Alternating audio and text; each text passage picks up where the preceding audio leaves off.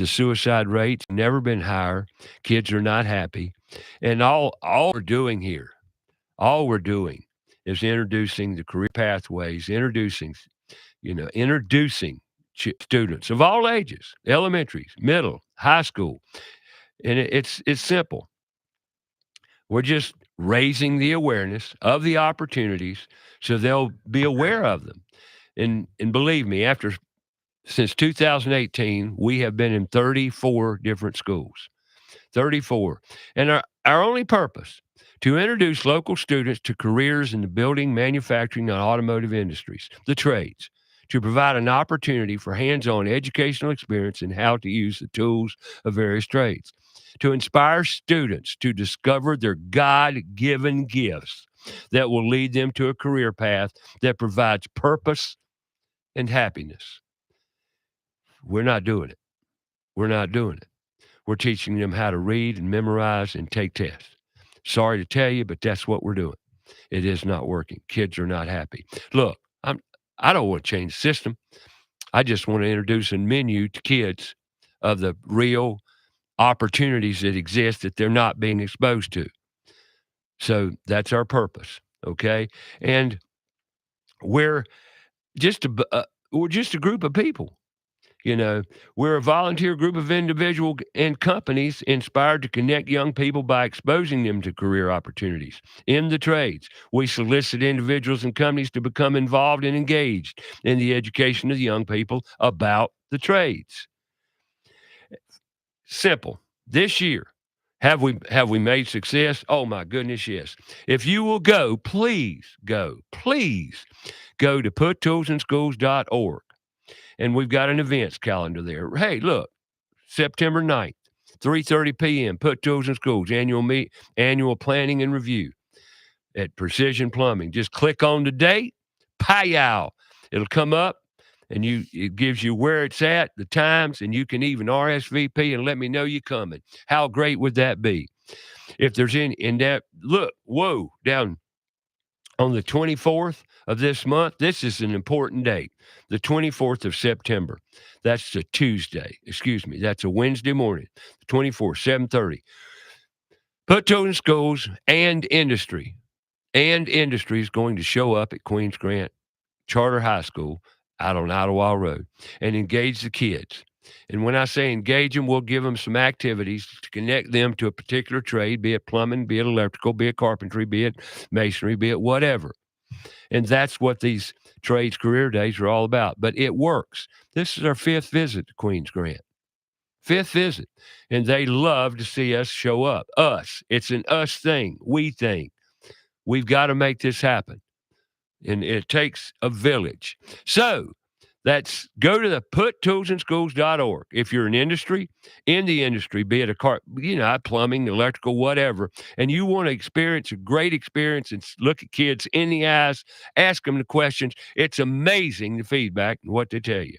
But right now, I got to take a break. So let's take a break. You're listening to About Your House right here on Fox Sports Charlotte. Jack Hansen in the house, in studio this Saturday. Here in a minute or two, we'll be talking to him more about Put Tools in Schools, more about NARI, more about what's going on around and about your house. We'll be right back.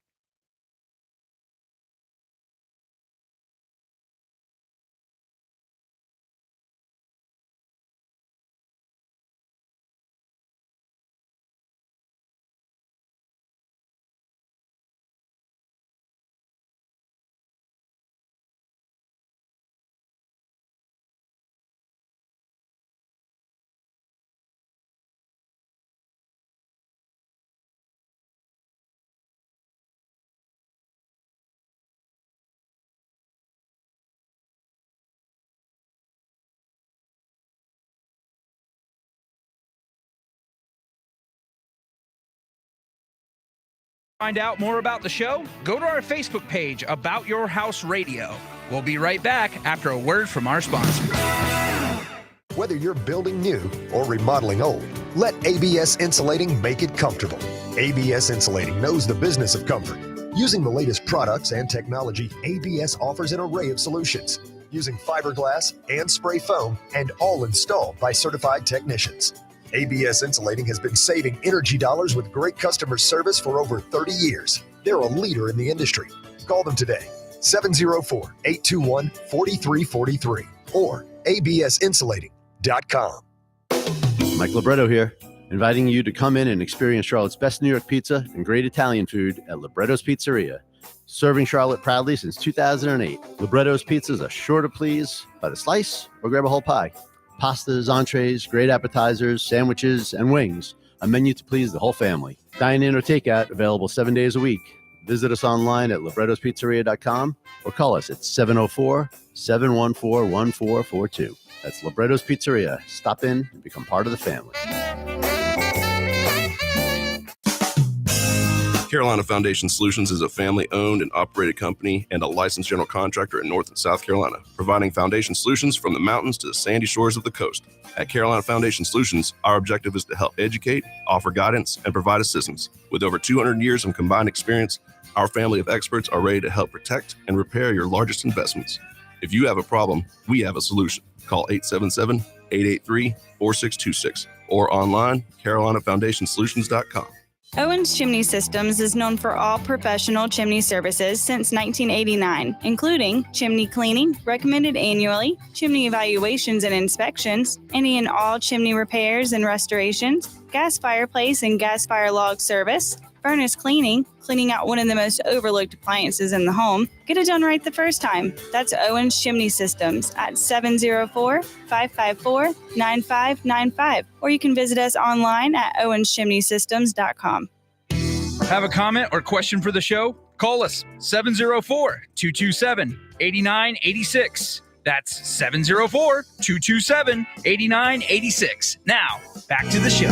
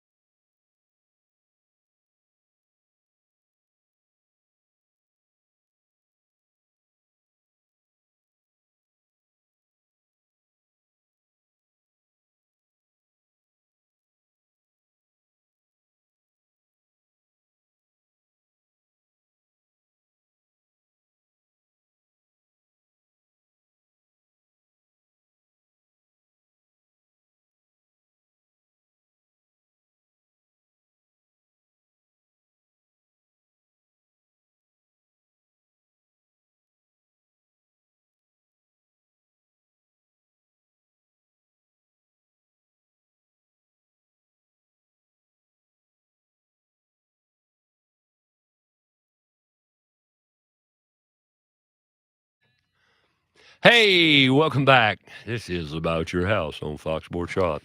A lot of changes coming down the pike, about down the line here. We're on our way to moving to a new studio.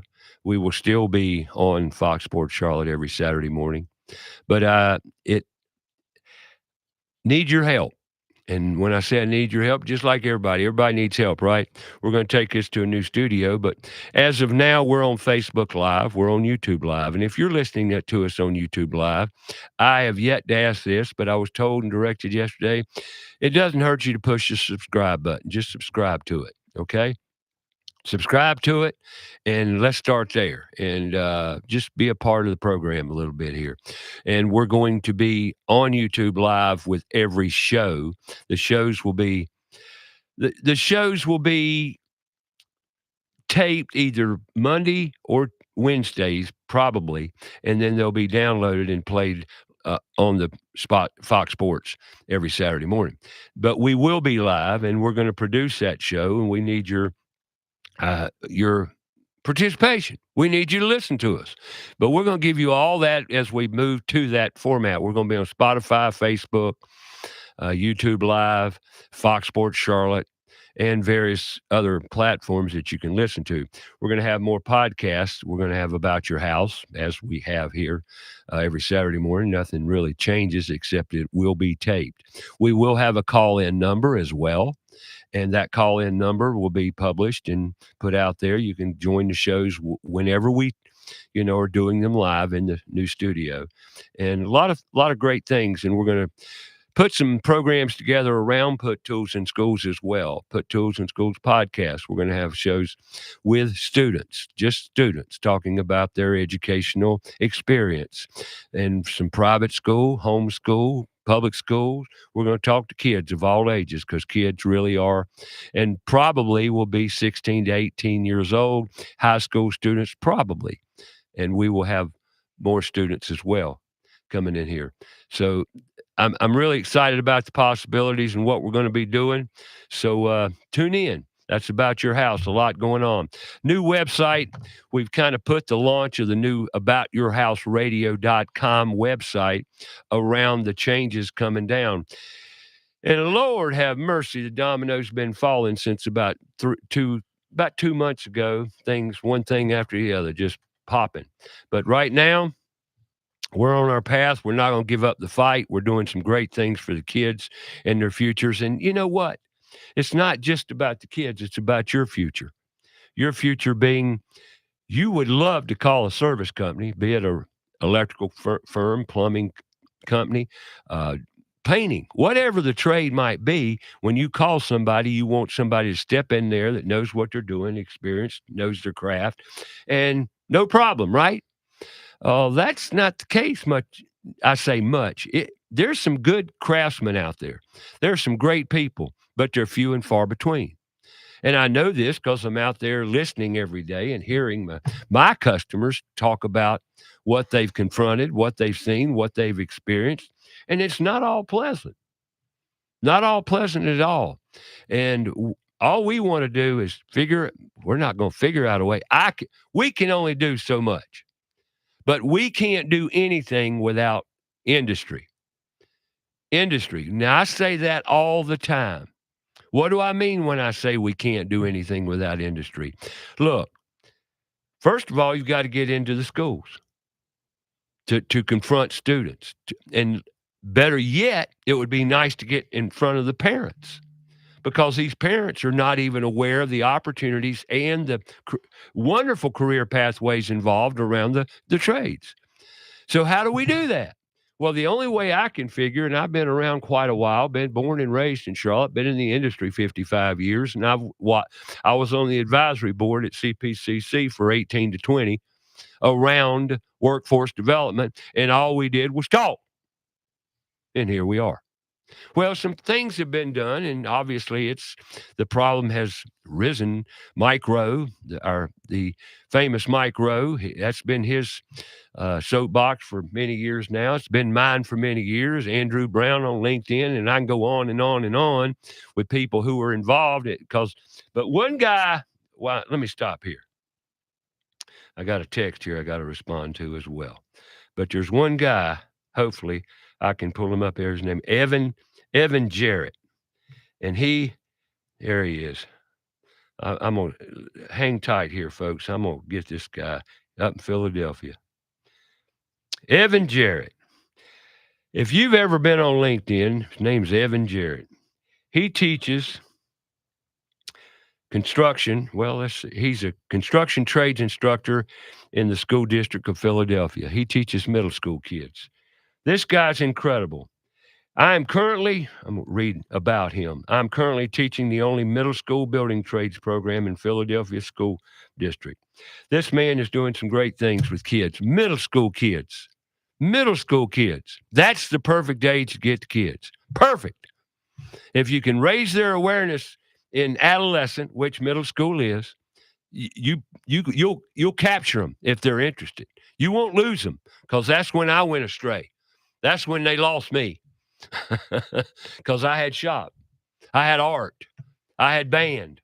Look, creativity, art, music, paintbrushes, industrial arts, sheet metal, printing, carpentry. They lost me. And then you had band on top of that, where you got to use a little bit of math and play some music. A wonderful, that doesn't exist. No, can't find that combination anymore. So what are we going to do about it? All we can do is get in front of kids, raise the awareness. That's all we can do. We can do. Now, the wonderful, beautiful thing that's happened, and I'm so happy to hear this. 9 schools this year have reached out, 3 from surrounding counties, 6 from right here in Charlotte CMS schools have reached out and want Trades Career Day. I did not solicit this. All I did was send out information, and they responded, and they want Trades Career Days for their students. A wonderful opportunity for us, the industry, to step up. These dates are posted once again on puttoolsandschools.org on the events tab. If there's problems and you have problems on the website, please give me that information so we can get it fixed. I'm learning things. I'm doing things I didn't want to do at 74 years old. But I've got to keep the fight up, and it's always changing. I need your help. I need money. I need support. Things are happening, and we've got to go with this. It's working. Thank you, Sam Atera Media, for doing all you've done around the media and the marketing of this whole drive, this awareness campaign. And really, that's all it is. So how are we going to fix it? Show up. Puttoolsandschools.org. Please, I'm begging you. And industry, begging you for your support. And we're going to drive this thing. It's working. Now we just got to get in front of more kids. And you know what's amazing? And then I'm going to introduce my guest here. The schools that we have signed up to do, Queens Grant, Mint Hill Middle, Crestdale Middle, and what's the other high school? Oh, can't forget Butler High School. And 2 days ago, East Mecklenburg's reached out. Funny thing is, all those schools are in the Matthews area. What's with that? Where are the rest of them? And not that I'm not elated, man, I'm just tickled to death to get in front of kids. We need industry. So, once again, go to puttoolsandschools.org, sign up, volunteer. Let's get this thing going. These kids need us, and they love it. Real simple. All you need to do is put a table out there, put tools on it, and guess what? The kids see the tools, they think they're toys. They come over and they're interested. Why? Because they've never seen them before. What's this? What's this? They'll turn the switch on, back off, get scared like it's going to bite them. Never had a tool in their hand. It's exciting. It really is. Come join us. Puttoolsandschools.org. And if you can't help, but you got a little $10, $20, $20,000, that work. Whatever you got, I'll take it. We need it. We got to do it. So there you go. Puttoolsandschools.org. Jack Hansen, how you doing? Hello. How are y'all? How you doing this morning? Doing good, sir. Yourself? I'm great. Thank you for having me on. Oh, no, thank you for coming in. Now, I know you like to talk. Yes. You do, don't you? I've been accused of such, yeah. How many podcasts have you done? None. This is actually my second time doing your show. Last time I did it with George Hobel. George Hobel, yes, sir. You weren't here. I was not here. No, you weren't here. And then my wife, who's also my business partner, and her sister, who's also our business partner. Yeah, Lori and Emily. They came on with Allison Hall Architects. Yeah, and that's I remember Alice sat where you're sitting. Yep. Yeah, I remember it well. Great show. Yeah. Great show. Allison's amazing. She's going to be a big part of the Charlotte moving forward. She's a powerful person. Oh, she's incredible. Yeah, she's got great. her stuff together. Yeah, she does. But then most women in the trades do. Yeah, I mean, I think anybody to work in this business has to have thick skin, but Passion. Yeah, but I think that there's a void that is needed to have women in the industry. I mean, I solve problems by how hard I can hit it with a hammer and how fast I can go through that wall. Women come about it a little bit different. And I think it's something that's needed in this industry. Jack, I'll share this with you. How old are you? 46. 46 years old. I always ask my guests how old they are. I say, you're rude, Ray. No, I'm not. Yeah. I just want to find where you're at. That's fine. Just don't ask my weight and we'll be all right. Well, you're a little, you need to lose a few. Yeah, well. I hit you on that the other night, didn't I? Yep. And there's a reason for it. I love you and I want you to live longer. I appreciate that. And that's the reason. It's not out of any other reason, any other reason. Health is wealth, baby. Especially in this business. Yes. And especially, 40s takes a toll on you. So can. Yeah. but it can also benefit you. True. But let's get back to women. Yes. God, I love them. Yeah. All right. Back when we started NARI in 1990, I've told this story many times.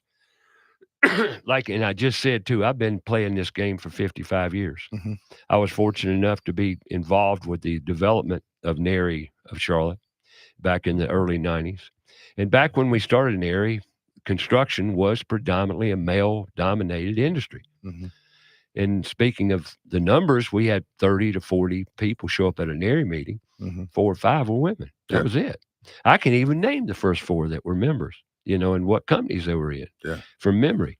But we've only had 4 or 5 that were involved, and they were really involved, as they are today. Now, so I had a room of 30 to 40 people pretty consistently, 1990, 91, 92, and throughout the up to the mid-90s. Mhm. That number started growing more and more with women. Mhm. And today, here we fast forward Mhm. to today. Oh, let me back up. I apologize. Put the brakes on. Back up, Ray. Associations. Yeah. Back in the 90s were all run by men. Mhm. Every one of them. Men were dominant in the industry across the board. Mhm. Now, fast forward. Yeah.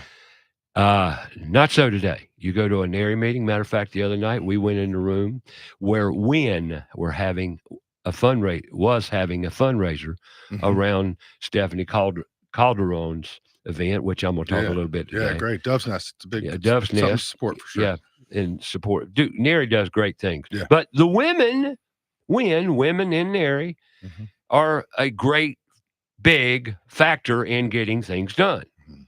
And now when you go to a NARI meeting, you'll see 100 to 150 people in the room. Yeah. Half of those people are women. Mhm. The associations in Charlotte, North Carolina, if you will check, they're predominantly run, if not completely. Mhm. I might be off here now because I can't keep up. Things change so much in this world we live in. They're run by women. Mhm. Yeah, because it's not even just that it's contractors or builders or remodelers in NARI. It's also all the vendors too, right? It's all these other companies here, Absolutely. from flooring to wall coverings, Plumbing, to electrical, all of it, supply, all of it. Yeah, lighting. Yeah. So, and there's too many for me to list out right now, but there's this NARI group in Charlotte is I've gotten to know and network through other cities and stuff like that. NARI's a very strong put together chapter. So thanks for that, Ray. Well, it's not on me. We went through some trials and tribulations, believe me. No, I know. There's some history there, but your involvement for a while that's the industry. Yeah, for sure. That's Charlotte's a good market for sure. So I've been playing in this town my whole life, been through 5 recessions, never stopped working. Yeah, Charlotte got slow, but never stopped. Yeah. And I've been very fortunate. Although I could use a job or two now, but it's all good. There's always something pop up. Yeah, for sure. And people say, why are you still working at 74? Stay young. Yeah. Stay in it. Yeah. I've always said, I don't want to retire. My job is my hobby. So I love what I do. Your passion. So, yeah, for sure. Yeah. Well, let's talk about that. Where are you from?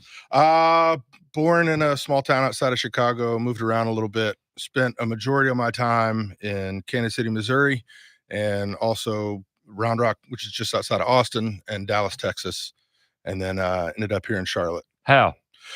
All right, let me back up. How long have you been here? So I was here from 2000 to 2004, moved away, came back, and I've been here for 14 years now. So, okay. And what brought you to start with? So to start with, my lovely wife, we actually met by chance in Dallas, Texas. She already had plans to be moving back to Charlotte, where her sister had kind of migrated down here. Her and her family's from Beckley, West Virginia, which is just kind of straight up 77 north.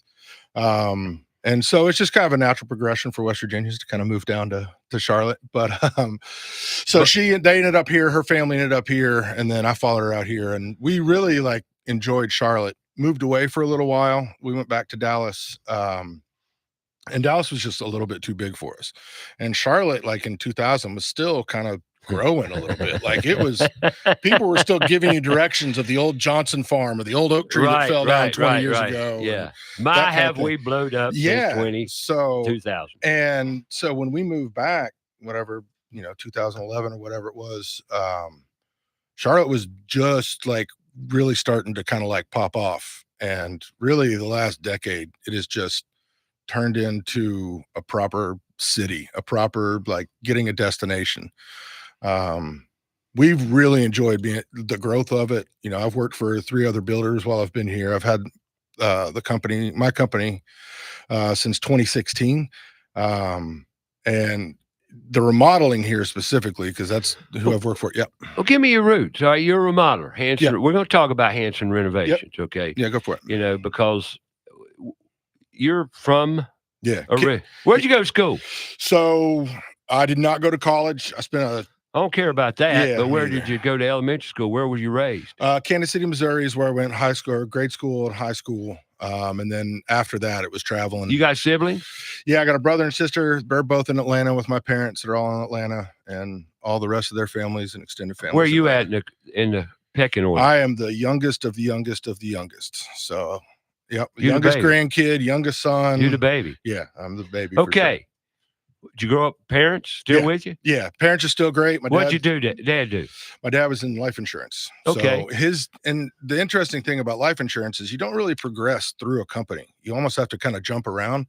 So I moved like 4, 5, 6 times in my life. My brother and sister moved those amount of times plus their 4, 5, and 6 amount of times. They were in California, Colorado, Kansas City, all over the place, Illinois. What'd you do in high school?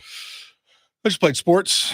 So you're a sports nut. Yes. Okay. Very much so. So you got out of school, then what? Yeah. So good friend of mine in high school's dad owned a framing company. And so long weekends and summers, my junior and senior year, we started laboring for him. So junior year in high school, summer, you had tools in your hand. Yep. That's you the thing. and me both, brother. Yeah. Keep talking. I was in electrical, you was in the carpentry. Yep. And you were talking about, having trades in the school and stuff like that. My senior year of high school was the last year that my school district offered wood shop or drafting class or any of that stuff. And I noticed it in the trades as I've come up, as the younger kids come up, that they haven't seen, smelled, heard a tool until they come on the job site. And or read a tape measure. Yep. Which is a brutal thing to admit. Yep. My boss at the time said, even though you're carrying 2x4s, you got a tape measure on your hip at all times. That's like, so when I put that on every morning, I know I'm going to work. It's just kind of my thing. So two things you need, and and I ask kids this: what are the first 2 things you pick up in the morning every day, every trade? And I said, I asked the question, what's one of the things? But I'll take one of 2 answers: pencil and a tape measure. Yep. Am I right or wrong? No, you're exactly right. But they don't know that. No. So, and even with as much technology, the pencil is still extremely important. Pencil or even just a Sharpie marker. So. Kids don't want pencils. Nah. I bring a box of pencils as giveaways. Yeah. No. As a test. No. I've had a box of pencils for over 2 years. Yeah. So you want a pencil? No. What I need a pencil for? Yeah. That's a statement. Yeah. Well, most of the jobs, they don't need them, right? It's all on computers now, which is totally fine. There's a place for all the technology. No, it ain't totally fine, Jack. Well, I'm sorry. I got to argue. I'm tired of this totally fine man. What do they do to take notes when the teacher says take notes? What do they use? Jack, Just on their phones, man. Jack, buddy, you can understand this. Yeah, I got you. What is this? Yeah, but they're not going to allow them with their phones anymore. So that's true. See what? Chromebooks. Now look, you're talking to an ADHD kid. Not in public school, brother. Oh, yeah. You're talking to an ADHD kid. Yep. Now I got a computer, I got a calendar, and I got a list, don't I? Yeah, I'm the same way. Yeah. But you can't do it. No, and one of the things we have notebooks for our company, and that was one of the important things that we got when we first started the company, like our first merchandising thing. I was like, I want a notebook with a top ring binder and graph paper, and the first time we could actually make a purchase, a nice thick paper so we could take notes, because that's your Bible, right? Like that's all the stuff that I can't remember, which is everything. So I can't do it. Yeah. The greatest wonderful thing I've ever done personally, and this taught me this, was take in 1990, as a matter of fact, first year of NARI, changed my life. Yeah. I'll tell you what that was when we get back from the break. Let's do it. And it's around writing stuff down. 704-227-8986 is our number, or you can text me at 704-712-4644. Love to hear from you. You can add to the discussion. Great things. Jack Hansen, Hansen's Renovations in the house, talking great things about our kids, about the future of the industry, and what we can do collectively. And I'll read your text when the break here, and I'll get back to you, Bill. We'll talk back to you about life-changing things, how to learn when we get back right here on About Your House.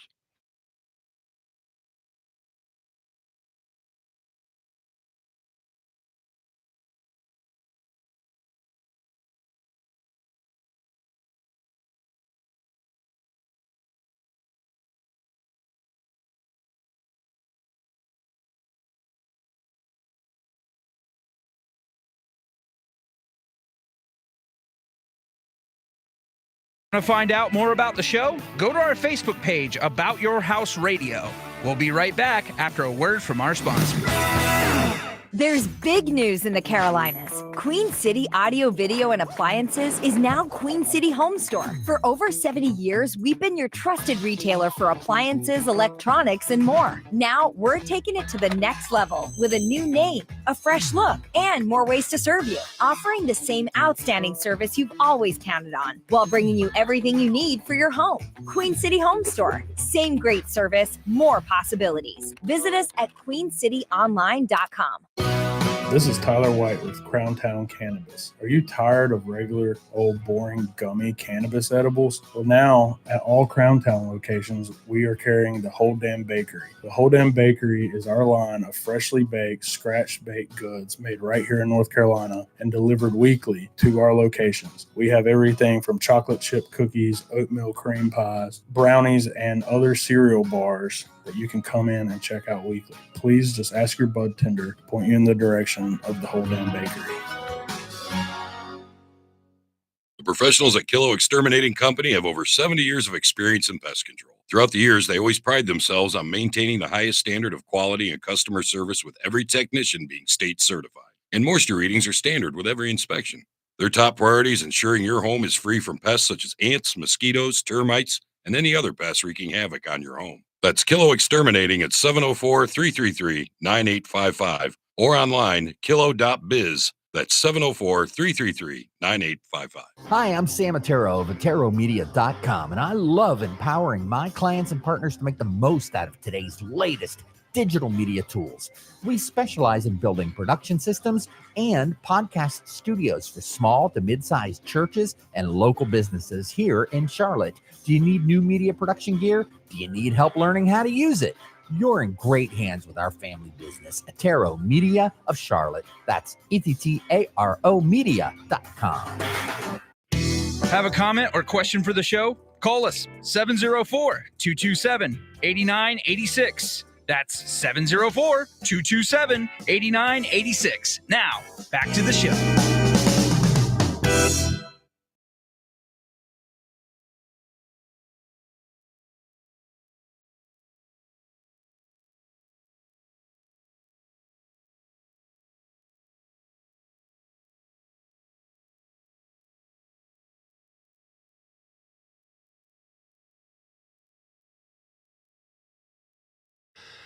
All righty, welcome back. You know, as a remodeler, a remodeling contractor, or a remodeling specialist, call us what you want. Back in 1990, I was all over the place because I was 39 years old, and I had probably made every mistake you could make in the industry. Angered more people. I could say pissed you off, but you know, be nice. And I probably made every mistake you could make, but I was ADHD. Now, I'm not using that as an excuse because actually that's a gift. At 39 years old, I figured out the gift to it all because that's when my life started to change. Same. It's about when I realized. About the same time, isn't it? And people wonder what 40 is all about. That's what 40 is all about.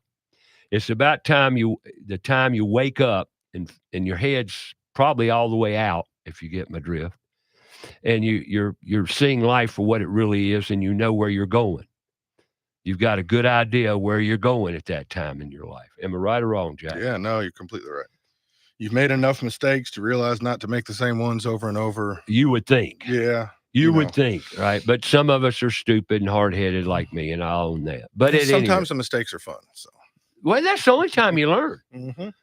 See, the only time you learn is when you make a mistake, and that's why we need to get kids with tools in their hands to make more mistakes, to learn faster. But see, when they learn and they accomplish something, they build something, they say, wow, look what I did. Yeah. They feel this freedom, this empowerment. Am I right, Jack? Yeah, no, I You've love seen it, hadn't you? Seeing what I do at the end of every day, right? Just moving numbers across the page on something like that. I don't see the results of what I did for those hours and hard work and stuff like that. So back in 1990, a guy that I had done a lot of work for, a customer, looked at me and says, Ray, I want to help you. And I certainly appreciate it. He sent me to Franklin Day Planner. Franklin Mint Day Planning. It's for the Franklin Planner seminar, and get big old binder and all the pages and stuff, and a whole day, 8-hour seminar. Well, I not only did it once, I did it twice. And the one thing I learned that has changed my life is writing things down, as I alluded to before the break. I make a list. If I don't make a list, my mind goes crazy. And I go everywhere, but I'd get nothing done well, just kind of like I've been in the past 2 months. And I finally figured it out around Put Tools in Schools. I was doing so much of everything, I didn't do anything well, and nothing got completely done. Well, how's that working for me? Not too good. So I'm pulling it all together. But, in this world we live in today, where there's never enough time and people don't communicate worth a darn anymore, and you're constantly chasing people and chasing answers that should have been done correctly the first time. Sound familiar, Jack? Yep, it's my day to day. But the only way that I don't mean to talk about me, I'm just trying to teach, if I can do anything, write things down. I love making checks. Yeah, no, I see all my checks. I love putting those lines through my to-do list for sure. You do the line dashing. Yeah, I do the line. So, because I'll read the whole page at the same over and over and over. But if I got that line, I know what I can skip over. Okay, so you in high school worked as a framer. Yep. And then when you graduated from high school, where to? Let's see. After that, I was in Dallas, Texas. After that, and I was a roofer for 3 hours. And realized it was too hot in Dallas to be on a roof. I roofed for 3 hours. Yep. And then but you learned a lot in 3 hours, didn't you? Yes, I did. I bet you learned a bunch in 3 hours. Yes, I did. I showed up on the job site, and all these guys had these big hats and jeans and long sleeve shirts, and I showed up with my cutoff shirt and shorts, and I was like, these guys are going to be dying. Nope. That's what keep them cool, was the keeping the heat off their skin and that kind of thing. So after that, I went to work for an Irishman in Dallas as a brick and stone mason. I started with him. He was about 55 years old. He'd been doing it since he was about 12 years old in Ireland. And they didn't have schools. You went into trades when you were young back where he was from. And so he was one of the meanest people I've ever worked for, but he instilled at 19, 20 years old, my work ethic. When you say he was mean, what do you mean? Oh, he was mean. No, but not a clean word out of his mouth. Mean ones too. Okay, my father, for example, was mean. But what do you mean by mean? And see, this is what we got a problem with in this country today. People, his accountability was with a very strong hand, right? So if I made the mortar mix too wet, he'd dump the bucket on me. He'd be up on the scaffold, and he would grab the bricks and throw them up to you, and you'd catch them and that kind of thing. And if you didn't catch him, he'd throw a brick at you or throw the shovel at you. I mean, he led with an iron hand, never like physically. He would just get the brick close enough to get an impression. But the late nights that I would spend out with the guys that I hung out with at that time, it would be hard to wake up in the morning. He dragged me out every single day, put me in the back of the truck, drove to the job, and then I would just start moving stone. So he was that kind of guy. Yeah. So never missed a day. Yeah, he really loved you. Yep. That's called tough love. Yeah, well, I was the only American on the crew, so he was from Ireland. Oh, really? Yeah, we had 2 guys from New Zealand, a guy from England, and another guy from Australia. And I got hooked up with that crew because I was playing for a rugby team out there, and one of the guys that I worked with played rugby. And so I got to kind of know these international people, and man, it's just all about poking fun and really what they call taking the piss out of you. And if you can't handle it, that's what I said earlier about having thick skin. You probably learned more with that crew than you learned anything about a work ethic and good moral principles, all that. Yeah. Although you had fun and you were a man and you did man things. Yeah.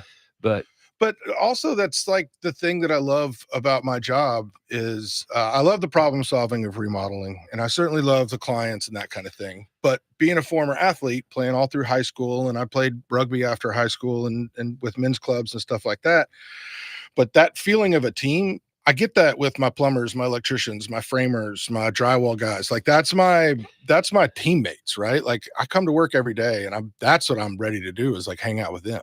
And so that's what I tell anybody coming onto my job sites, like all your personal stuff, your girlfriend drama, your wife drama, your financial stuff. Let's just come on work. Let's do our job. Let's have a good time. Therapy. Yeah. Oh, it's so great. And so, going back to tools and getting them in kids' hands, that was my therapy. That's when I didn't have to think about anything except for the job. And I got to see that there's a stack of 1,000 2x6s that is dropped in front of the house that needs to get carried up to the second floor so we can frame those walls. When I was done doing that, I'd accomplished something. It's physical, tangible results that I could see something getting done. And a lot of these other industries don't get that like reward. You don't get to see exactly what you've done if you're just working for a bank. Or feel the enjoyment and just the peace of mind from a customer. Yeah. Knowing that you made their day. Or that just that, the pain was worth something. Exactly. Whether it be a splinter or, hitting your finger with a hammer or whatever it was. You've hit your finger with a hammer? A few times. Have you ever driven a nail with a pneumatic gun through your finger? Through my foot. Yeah. Yeah.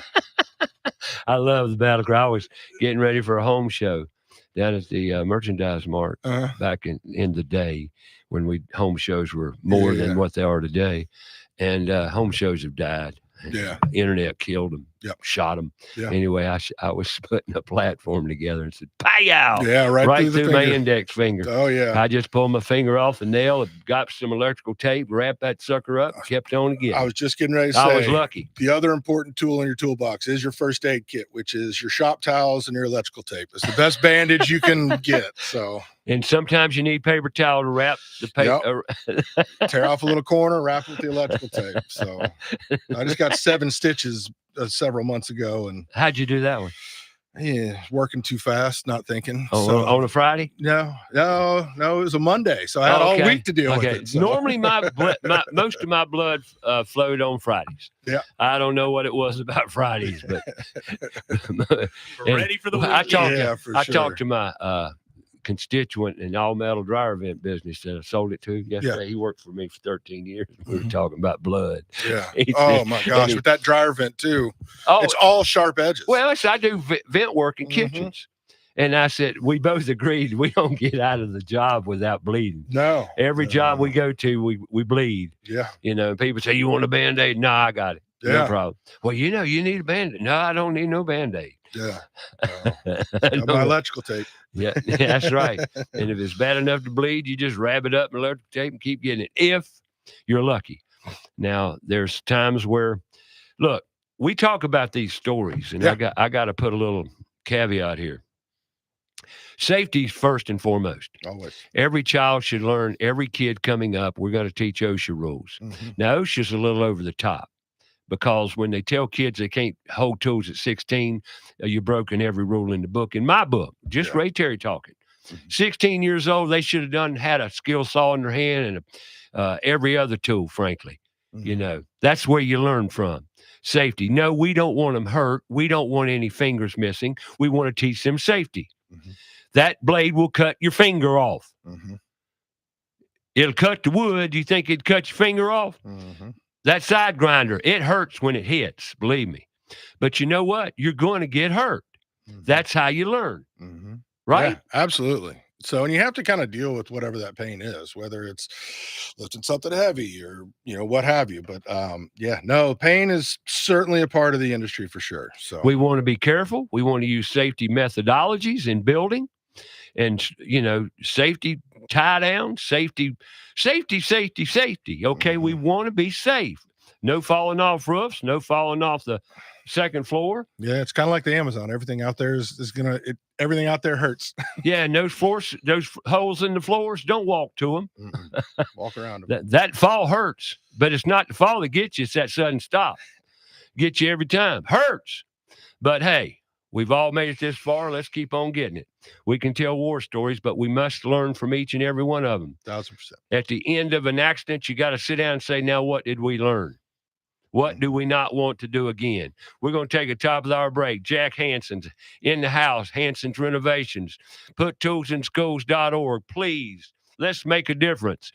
Teach kids, raise the awareness of the many career pathways, and most of all, the freedom and the empowerment, purpose, happy they get from it. Come back. We'll talk about it.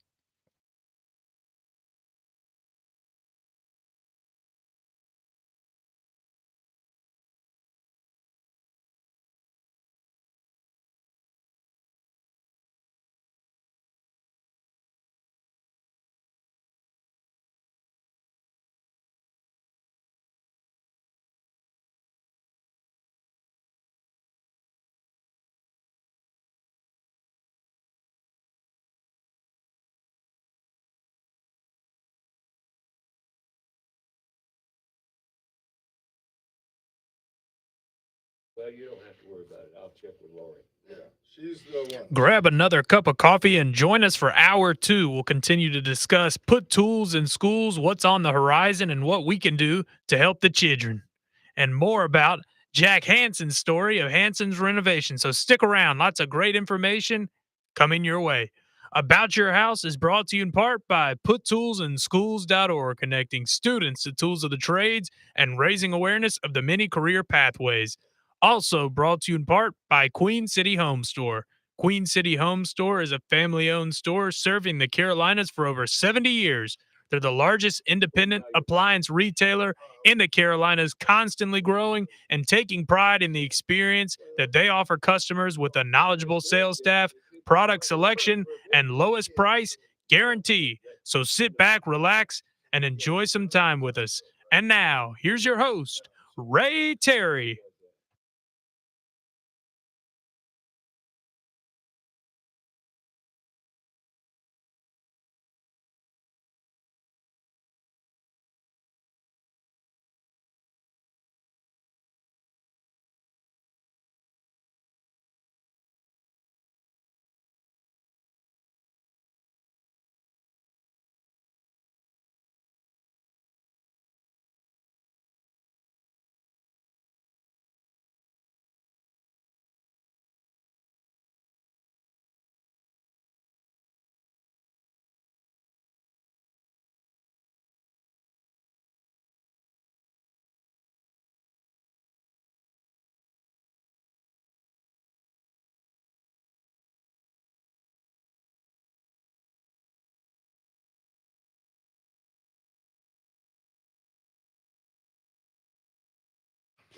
All right. Welcome back. About Your House. Talking about, who knows what we'll talk about.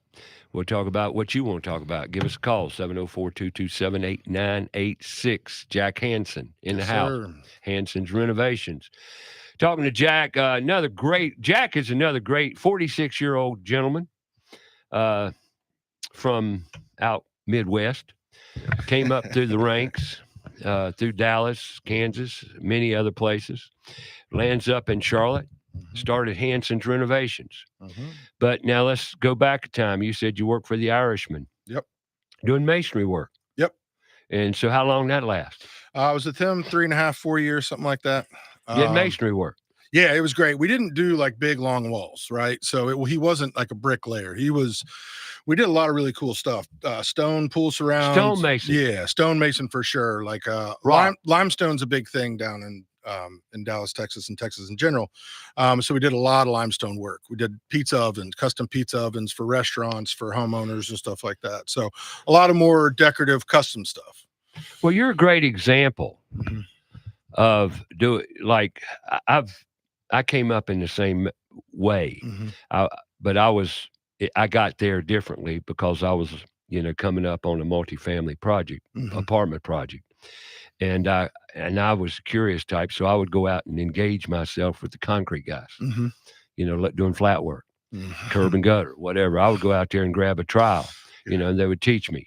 And you did the same thing, but differently. Yeah. And what you've learned with that group was probably one of the most valuable mentorships you ever had. Yeah, I mean, the work ethic that they instilled in me, and that you don't take a second off, right? Because, like I was telling you, those guys would always be messing with me the whole time, right? And so, or messing with each other and all that kind of stuff, joking around, all that kind of stuff. And so you were all on 100% of the time while you were at work, because if you were doing something wrong, someone was going to notice and someone was going to make fun of you for it. So, and that is part of it, is like being able to joke around, and that's just part of relationships. Camaraderie. Right? Yeah, absolutely. Being on a team, being in a group, being something like that. And, but being on is another thing. And it's in brick and stone masonry, everything's heavy and everything hurts because it's hard mortar, hard stone, that kind of thing. So the movements that you make, the way you set up your job site to make it easier. So that's just one of those skills that you learn. So I didn't go to college. So none of what I've learned in this industry had to do with school. It was wait a minute. Learning on the job. Whoa. We got to stop right here. We got to stop right here. I just saw a video by a lady, a mother, a teacher, an educator that will not send her kids to school. Yeah. School does not work. Sorry, it does not work. Why? If you're listening to us on this show today, we're explaining to you why it doesn't work. We're just coming in the back door and coming up the rear way, okay? School does not work. Rishton, how long you been on this show? 3 years. Am I right or wrong? School does not work. In the current, no, it does not. Okay. Now, I asked him because here's a 30-year-old that came up through school, has heard other students sit right here in the studio telling parents, listeners, the world. Especially public school, it's terrible. It's overcrowded. Teachers I'm not here. Stressed. They can't handle it. It's just bad all around. So, okay.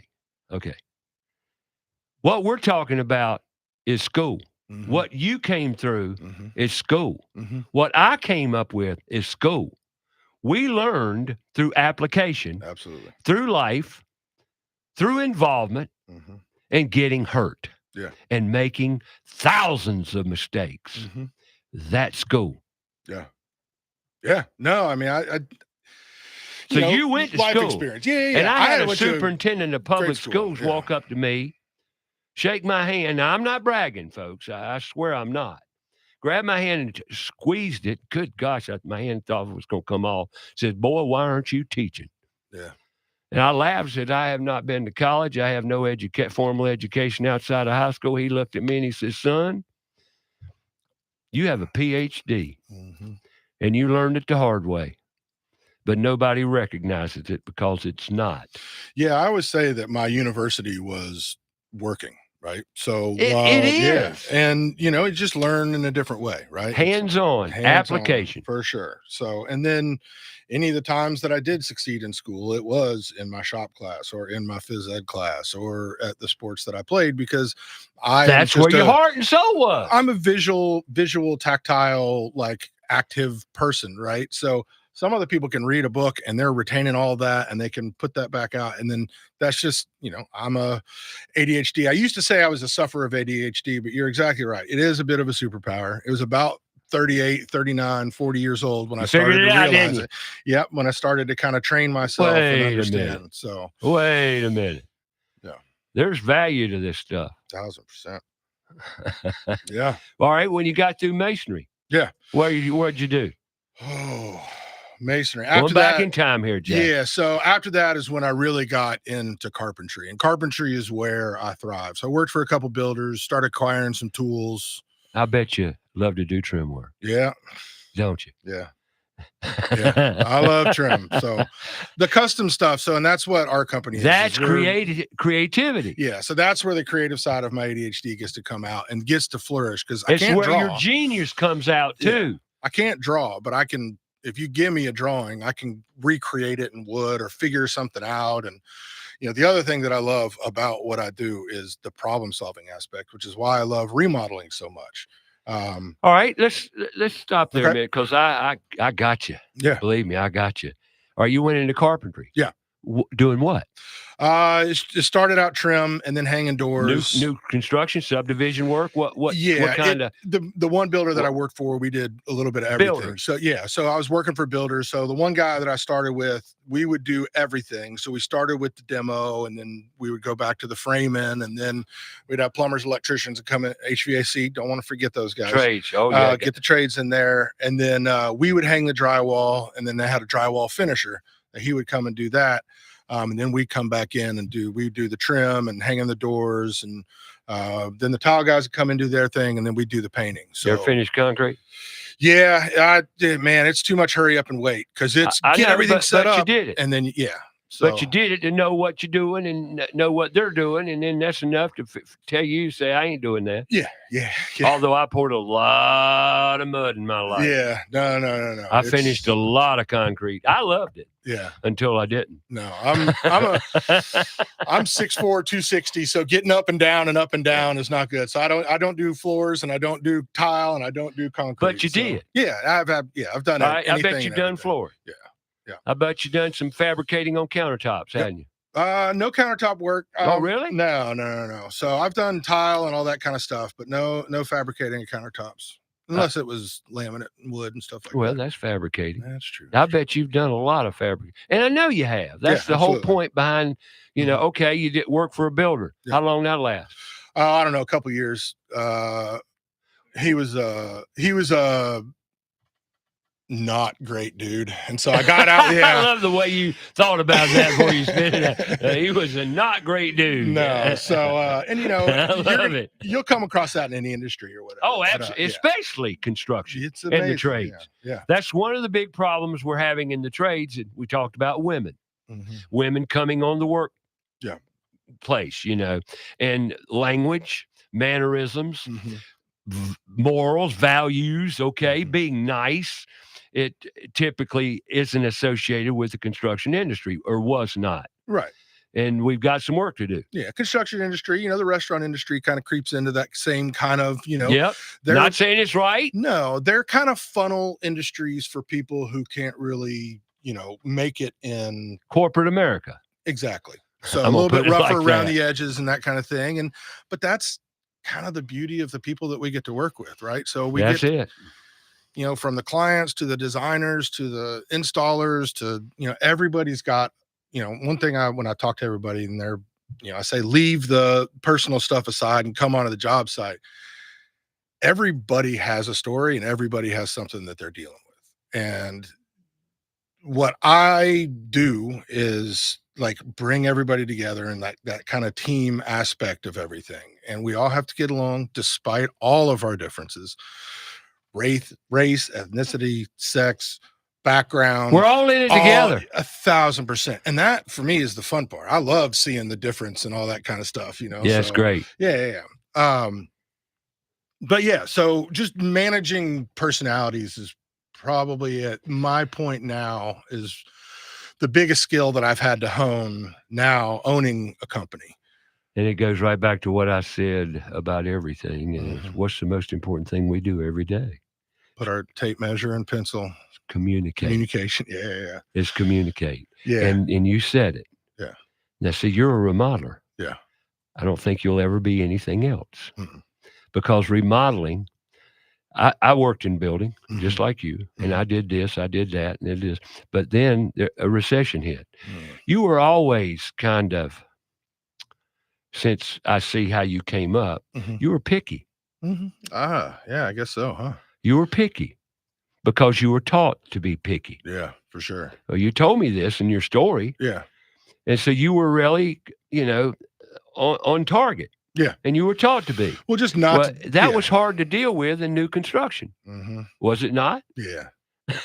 Yeah. New construction. So new construction and remodeling are completely different. Thank you. That's kind of what I wanted you to say, not me. Yeah. I did an hour and a half talk on the difference between remodeling and new construction. So new construction, the two important things in new construction is the schedule and the budget.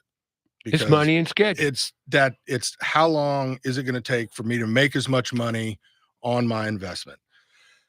At our company, I don't look at the numbers of any of it. So kind of our process, Lori, Emily, and I are the three heads of the company. We'll go to our meeting. We'll meet with the clients. I won't see the client until we start the job again after that. So when we're doing our initial client meetings, do a team meet. Basically. Yeah. So we meet the clients, make sure we're interviewing them just as much as they're interviewing us. It's a two-way street. That's important. You know that, folks. Yeah. If you're looking for a remodeler, it works both ways. Yeah. So and it must work both ways. It should. So when you're going back to communication, I'll get to that part a little bit. So as we go through our process, Lori and Emily are working with them on the scope and the budget and selections and stuff like that. Working with the designer, architect, making those selections. And then when it comes to starting the project is when myself and my team out in the field, that's when we come in. So that's when we take it over. They hand over the scope, the drawings, the plans, the selections. We're not looking at the cost of everything because that should have already been figured out, right? So if I'm beholden to get the project for a certain price, I'm not delivering on the inspiration that the client and the designer. You're talking about money. Yeah. You're not talking about the job. No. Although the job and the money are associated, not to take anything away from that. I understand 1,000%. Yeah. It's very important. However, is it about money or is it about what you want? You gotta come to some grips about what it is. Because if you go to a client, it's money, money, money, money, money. I get up and walk out of the room. Yeah. Because I'm not here to talk about money. I'm here to talk about what you want, and we'll tie the money to it, or we won't. And a lot of times, people talking about money are also going to be talking about time. And then they need to deal with new construction because that's your budget and your schedule, right? No, we are a medium high-end custom remodeler. Let's explain something, if you don't mind, because it's important. In the remodeling world, we've got different types of firms. Mm-hmm. We've got design build. Design build, and help me, Jack, if I go off base here a little bit, but I was a design build remodeler myself for probably 40 years. I designed every project we put out. Yeah. Because I love to draw. Yeah. I like George. That's your Hobel. Creative side. Yeah. George Hobel and me are a lot alike. Yeah. And he was a builder too. Oh, he was. Yeah. He still might be doing a little bit. He came up through the ranks and had a great mentor. He's got a great story for sure. Jack Davis. I love Jack. Love the guy. Mm-hmm. He worked. Jack Davis was an incredible man. Anyway, so I was a design build firm, meaning I'd come to you, ask you questions about what you want, and I would go back and put it to the pencil, put it to the drawing boards, and we would come up with a plan, a design that rocked your world. Yep. Hopefully that was the goal. Yeah, absolutely. And then once that's done, now Jack is a remodeling firm, a renovation company.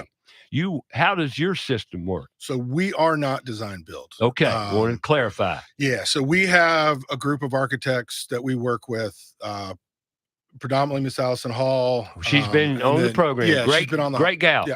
And then, we've got a group of designers that we'll work with, right? George Hobel, for example. For sure. And then depending on how much design they need, we can kind of pair them with that designer. So you start out with a designer. I love working with designers because I like being creative. And the reason we don't design in-house is because we don't want to stifle the creative vision of the designer and the client just based on how easy or hard I want the job to be. I understand. I get it.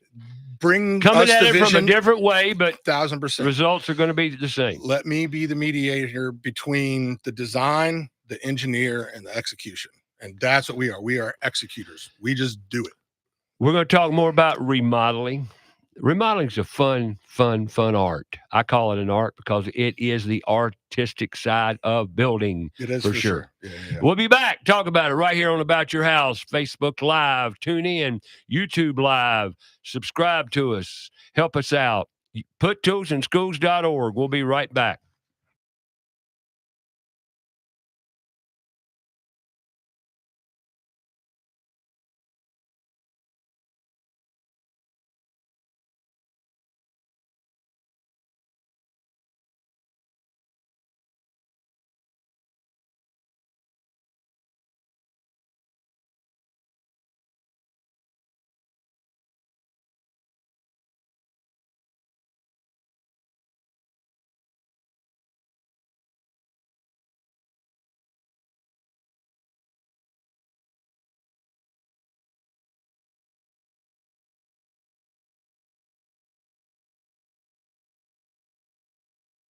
About the show, go to our Facebook page, About Your House Radio. We'll be right back after a word from our sponsor. Mike Libretto here, owner of Libretto's Pizzeria and Spinello's Pizza. I opened my first pizzeria in New York City in 2004. Not long after that, I took my passion to Charlotte, North Carolina, serving up a taste of New York City with great pizzas and authentic Italian cuisine. Come in, relax, and enjoy Libretto's Pizzeria, located off Johnson Road in the Ballantyne area. Libretto's is also home of the famous Spinello's Pizza, a 10-inch infused frozen pizza, offered in both pepperoni and plain cheese. Visit SpinellosPizza.com for more information, to find a retailer near you, or just to order for pickup at the restaurant. Libretto's Pizzeria is open 7 days a week, a great place to relax, dine in, take out, delivery, or for catering. Visit us online at Libretto'sPizzeria.com. Call us at 704-714-1442 for the best in New York pizza and Italian cuisine. That's Libretto's Pizzeria. Stop in and become part of the family. Whether you're building new or remodeling old, let ABS Insulating make it comfortable. ABS Insulating knows the business of comfort. Using the latest products and technology, ABS offers an array of solutions, using fiberglass and spray foam, and all installed by certified technicians. ABS Insulating has been saving energy dollars with great customer service for over 30 years. They're a leader in the industry. Call them today, 704-821-4343 or absinsulating.com. There's big news in the Carolinas. Queen City Audio, Video, and Appliances is now Queen City Home Store. For over 70 years, we've been your trusted retailer for appliances, electronics, and more. Now, we're taking it to the next level with a new name, a fresh look, and more ways to serve you, offering the same outstanding service you've always counted on, while bringing you everything you need for your home. Queen City Home Store. Same great service, more possibilities. Visit us at queencityonline.com. The professionals at Kilo Exterminating Company have over 70 years of experience in pest control. Throughout the years, they always pride themselves on maintaining the highest standard of quality and customer service, with every technician being state certified. And moisture readings are standard with every inspection. Their top priority is ensuring your home is free from pests such as ants, mosquitoes, termites, and any other pests wreaking havoc on your home. That's Kilo Exterminating at 704-333-9855 or online, kilo.biz. That's 704-333-9855. Hey, folks, every house got floors, right? You're going to have carpet, LVP, that's luxury vinyl plank. Hey, stone, whatever it might be. Call Floor Coverings International Southeast right here in Charlotte. Actually, they're located down in Matthews, but they'll come anywhere, whether you're in Gastonia, Lowell, Huntersville, Cornelius, Davidson. It doesn't matter. Give them a call, 704-845-3567. They'll come to you. They bring the showroom to you. They'll sit up, free consultation. Go online, their website, floorcoveringsinternational.com. Set up a free consultation. They'll come to you. Like I said, they bring everything to you. Make floor covering, floor buying easy. They've got all the new information, new technology in floor covering, and it's changed tremendously in the past decade. Give them a call. That's Floor Coverings International, Southeast Charlotte. Google them. They get all the information you need right there. I'm looking at it. So give them a call, 704-845-3567 or floorcoveringsinternational.com. Have a comment or question for the show? Call us, 704-227-8986. That's 704-227-8986. Now, back to the show.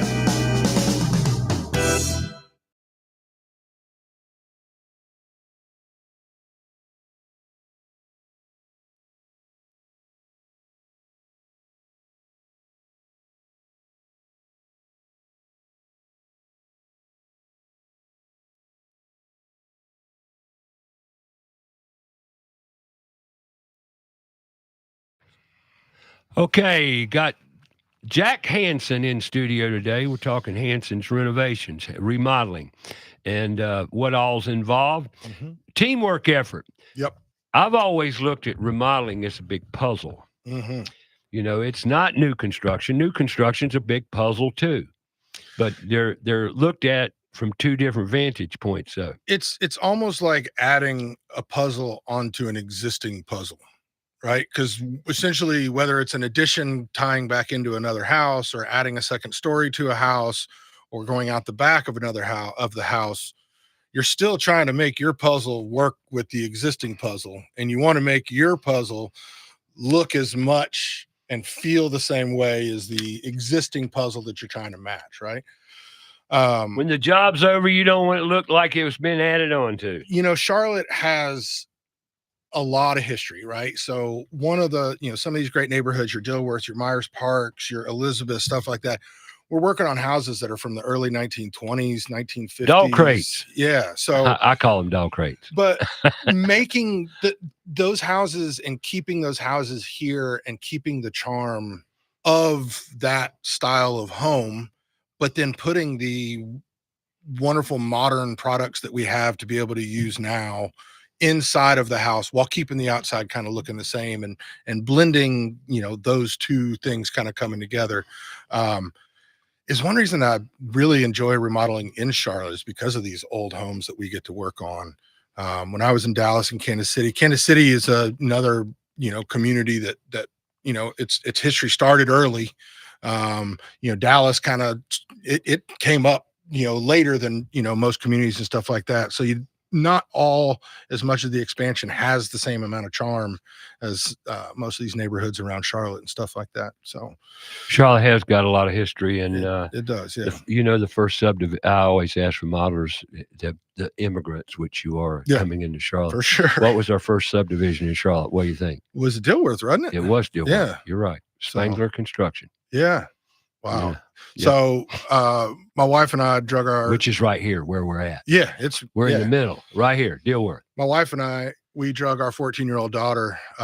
They were doing a live, so at the gravestone, someone would be a live reenactor of the person who was buried there, or in the cemetery uptown. Oh yeah, okay. And so Dilworth there was someone there acting as John Dilworth or something like that. Right. And so it was just kind of funny to hear a little bit about that history and how these neighborhoods started. And well, I've said this many times, but I'm gonna say it again because I drove through it the other day. I went over to pick up 2 signs at Duncan Parnell. And Duncan Parnell's on Stuart Andrew Boulevard, right off Revolution Park Drive. Well, Revolution Park Drive wasn't Revolution Park Drive when I grew up, because I grew up on Behringer Drive. Behringer Drive was Revolution Park Drive. And they decided to rename it. Now, Revolution Park, if you look at the namesake of Revolution Park, it goes back to some history and war and all that. Okay? But in actuality, who gave the land to the city so they could build Revolution Park? Ormond Behringer. Oh, okay. Now, you took a namesake, Behringer Drive, and you changed it to Revolution Park, and now there's a road over there named after him too, Ormond, I think it is, or it might be Orvin. It's and he owned the first steam engine car that ever came to Charlotte in 1903. Interesting. Well, it is. There's a lot of interesting history in Charlotte. Yeah. But then they go change the dang name of the street to Revolution Park Drive when they should have left Behringer on it. And that's what Charlotte has done to history throughout my 74 years being here. Yeah. And then some people say, well, are you complaining? Yes, I am. A lot. Because history meant nothing in this town. Yeah. You talk about the history, and one of the things that we learned also is that Mecklenburg County, and Mecklenburg was the first to secede from England at the time. This is where it started, the revolution. Queen City. Yeah.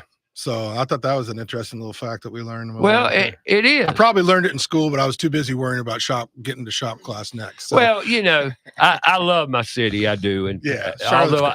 although it's blown up, it's out of control and all that, and I get all that. And I mean, it's out of control, Jack. I'm sorry. My entire family's in Atlanta. And whenever I think that the traffic is bad here in Charlotte, I just need to go spend a weekend in Atlanta, just trying to get to the grocery store in not even a rush hour time.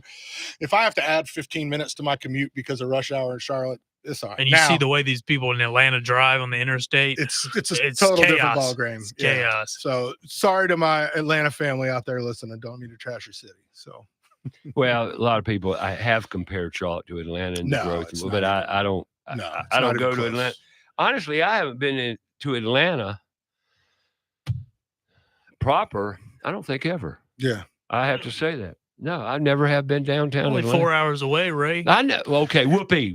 Let's go to Atlanta. Go to Atlanta, Ray. Enjoy it. Yeah. Enjoy. Atlanta's a great city. Haven't you ever been to the underground? And that was a question asked years ago. I don't even know what the underground was. But anyway, so I know I don't get out much. But you travel a lot of places. That's why I'm shocked you hadn't been to Atlanta. That's all. But tell me what's in Atlanta I need to go see. If there's something I've missed, there's stuff a lot of people like, but you wouldn't be interested in. My family's there. That's what I get to go see. So well, I'm happy. We could go visit the Hansens. Yeah, absolutely. The Hansens are there. There Does you that go. do it for you? I like the Deans, that name. the McEwens. Yeah, shout out to all you guys. Let's get back on track. Talk about remodeling, and processing. Yeah. And the ADHD thing. I'm going to ask you a question off the cuff here. Because you've been in the industry since you walked out of high school, basically, and even before. Mm-hmm. So you're like me. You've done your whole life swinging hammers and playing with tools, all years. kinds. Yeah. How long? 30 years. 46. I probably started when I was 16, 17, just on the weekends and summers and stuff. So yeah. If they did a survey, and this is the fact that gripes me big time, what they've done with medications. If they took a survey in the construction industry, automotive, all the trades, you would find that this disorder they call attention deficit, or ADHD, attention deficit with hyperactivity, you would probably find that 80 to 90% of everybody in the industry is that, either or. Agree or disagree? Yeah, no, I think absolutely. Men are infamous for this. And that might not be a good word, but I think it is, and it's just part of who we are. Right, wrong. Is it affected by toxins, our environment, what we're eating? Yeah, it truly is, especially sugar, dyes, and various other things in the diet of our kids. It intensifies what the problem is. And it does. How many kids you got? Just one. Just one. Female? Yep. She's going to Butler. No, she is. She graduated. No, she's a freshman at Ardrey-Kell. Really? Yep, high school. Yeah. I'm thinking of another person. Yeah. Thinking of Bethany. I apologize. No, not Bethany. I know that. You're Lori. You're Hansen. I got you. I got you. I go to these meetings and I meet everybody. Sometimes I get. I'm the same way. I had a talk with Bethany the other night about her daughter going to Butler. And we're going to Butler High School, as I said, about a trades career day. Oh, gotcha. Looking forward to it. We've been there 3 times. Okay. And the kids out there are great. So you got one child. Yep. Going to Ardrey-Kell. Yep. Where will she go to high school? She is at Ardrey-Kell. It's her freshman year. Ardrey-Kell High School. Ardrey-Kell High School. Yeah. Okay, first year. Yep, first year. Gotcha. So all right. What's she going to do, you think? I'm just curious. She is fascinated by the medical industry. So she says she wants to be a vet or some sort of medic or something like that. Hear you. So yeah, cool. So that's kind of, she, digs horror movies and stuff like that. So she's not queasy about any of that kind of stuff. So she's really interested in that kind of Gotcha. stuff. See, all right. Going back to what you do, Hansen Renovations. You got a family-owned, operated business. Yep. You got Emily, your sister-in-law. Yes, sir. Your wife, Lori. Yep. And yourself, Jack. Yep. All right. How long's Lori been in it? Was it you first or she first, or how did that work? It was me first. You mind me asking? So I started with the help of Lori because, she helped me get the legal stuff and the insurance stuff like that while she had her other career going on. What was her other career? At the time, she was the head of marketing for an online self-help company. Cool. Yeah. A good It mix. was really good. It's a great company. She handled all their marketing, team building. So she was very good at what she did. But she worked from home for 7 years and Gotcha. hated it. And she was like me. She likes working with people and the communication. And She the wasn't a team happy aspect. girl. No, not at all. So I started 2016. I had the tools on. I was doing all the work myself, subbing out HVAC, electrical, plumbing, drywall, that kind of thing. But I do all the carpentry and stuff like that, and most of the tile. And then I started farming that out. So you did do tile. I know I did, because I see. You just told me you're a little OCD too. That's the ego in me. No one can do a shower niche as good as I can. Am I right about OCD? Very much so. There you go. Yeah. So it goes hand in hand with tile. So should she wanted to get back out into the workforce and working in an office and working with the team. And so her last day of work was Tuesday, and then the world shut down for COVID on Thursday. We're talking 2020 March. Yep. And so that was when, I was kind of starting to, grow a little bit. I had some great relationship with architects and designers from working with past builders, but I was just too small. It was just me. I was working everything out of a notebook. The company was a charity. Been there, done that. So, and then Lori came on. She was like, okay, I'm going to work with you for a year or so and just kind of get things under wraps and then go.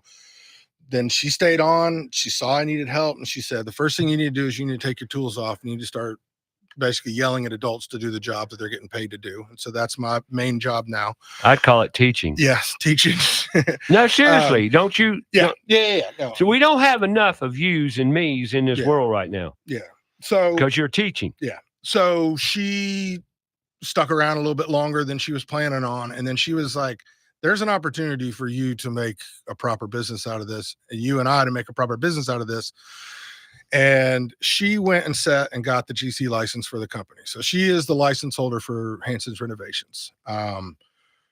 And her transferable, now she knew what little about construction she knew from, we flipped a house while we lived in Dallas, and then me just complaining about my job for the years. The big tie-in was you. Yeah. So in your life. And yeah. And her transferable skills of what you bring up a lot is communication, processes, organization. She brought a little bit of that to us.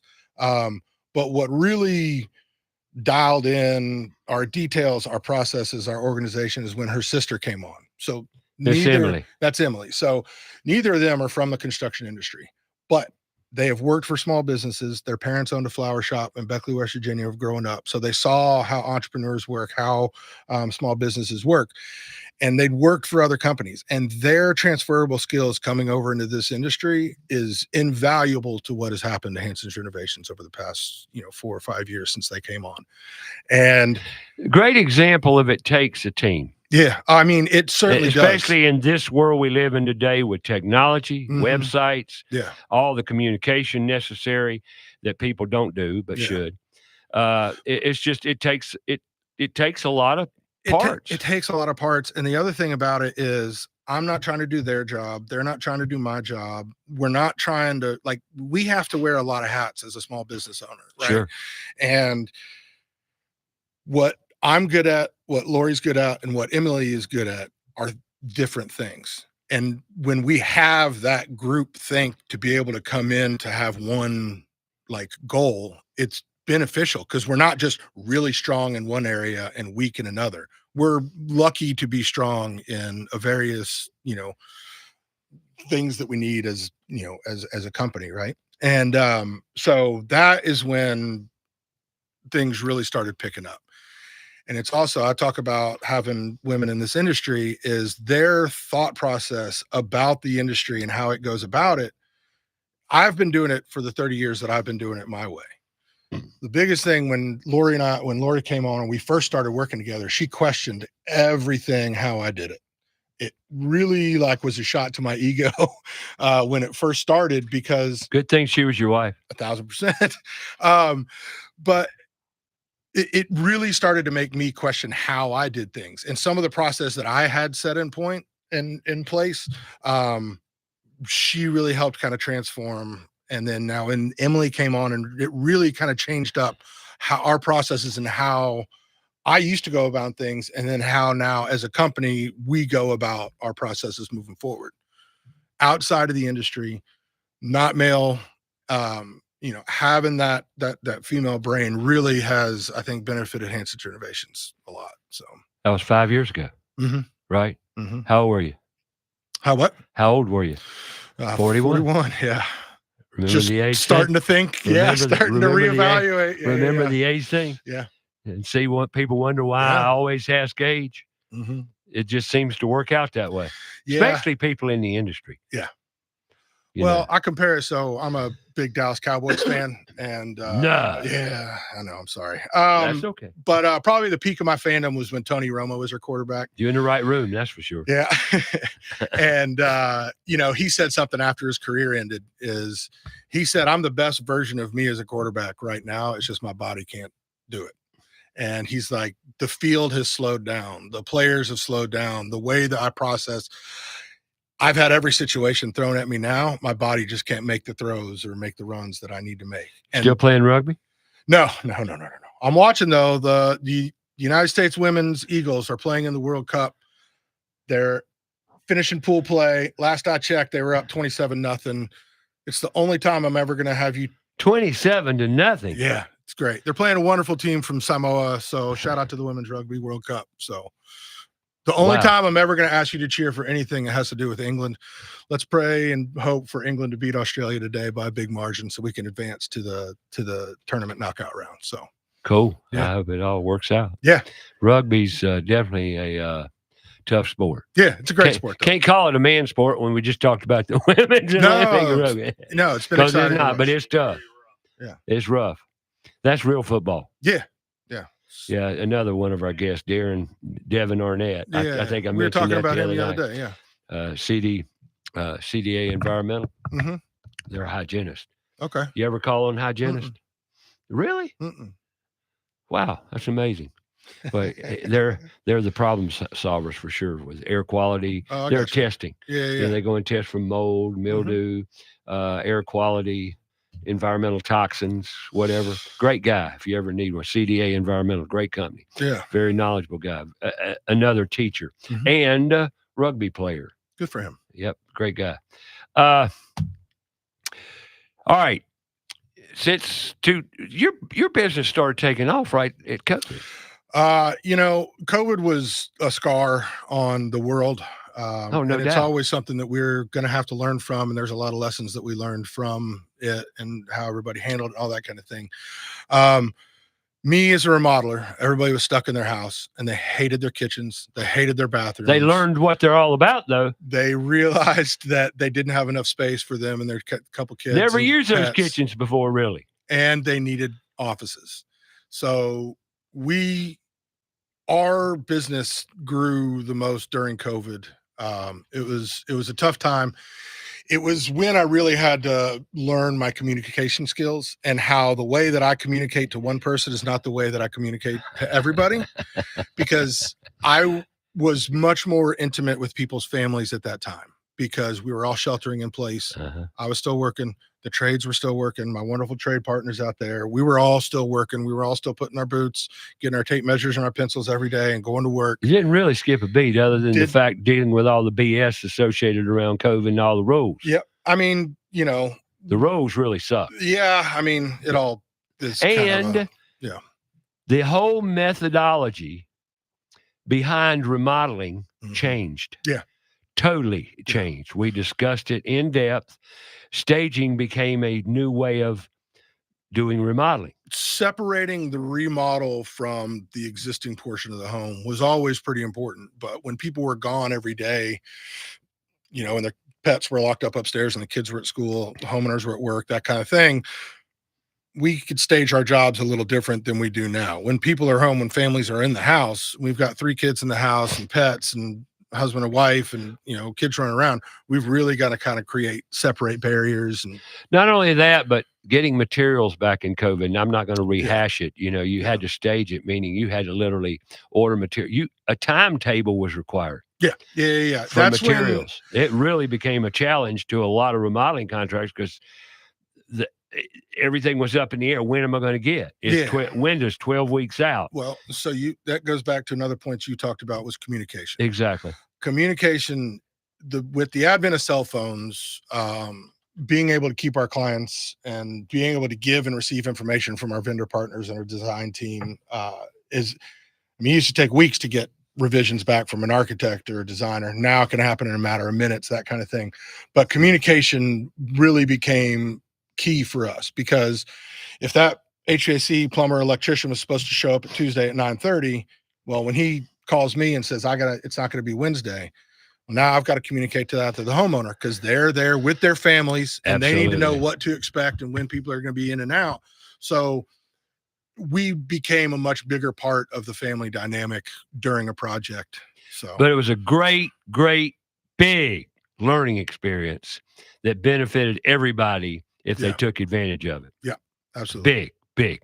We're going to take a break here. 704-227-8986. You got something you want to lend to the conversation, we'd love to hear from you. That's 704-227-8986. And we're here to help. So give us a call about your house on Fox Sports Charlotte, YouTube Live, Facebook Live. If you're on YouTube Live, why not push the subscribe button? Hey, it doesn't cost anything. It's free. So go ahead and do that for us. We'd love you for it. So go have yourself a break. I'm going to take one. We'll be back with more about your house. Jack Hansen, Hansen Renovations, after this.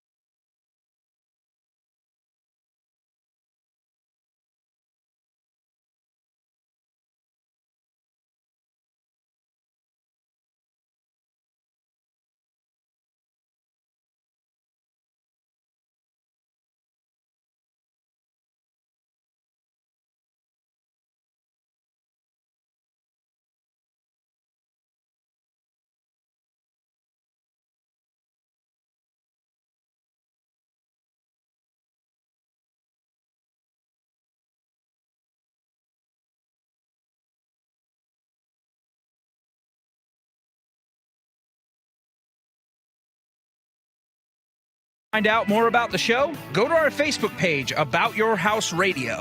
We'll be right back after a word from our sponsor.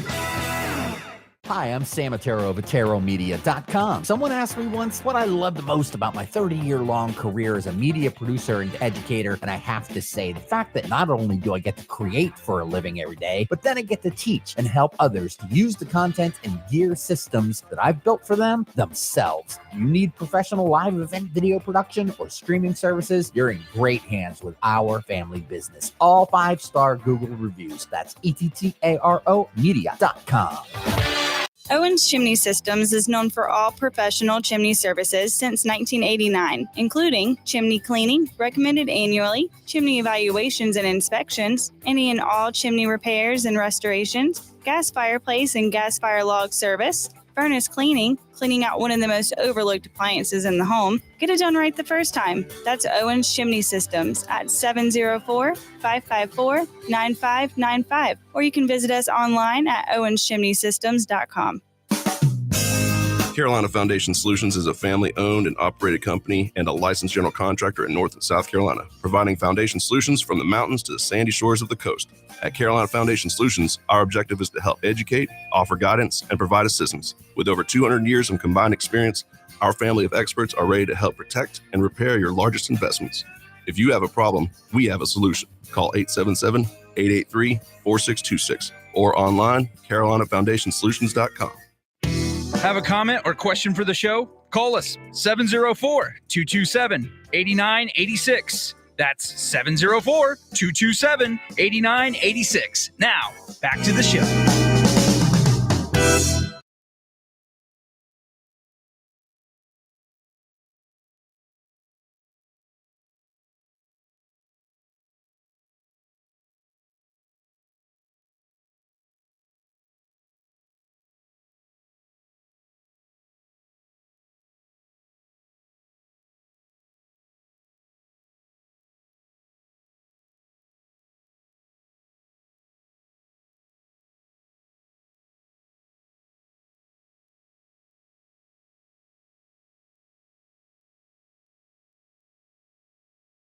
All right, welcome back to About Your House. Talking to Jack Hansen of Hansen's Renovations, a family-owned business right here in Charlotte, specializing in complete home renovations.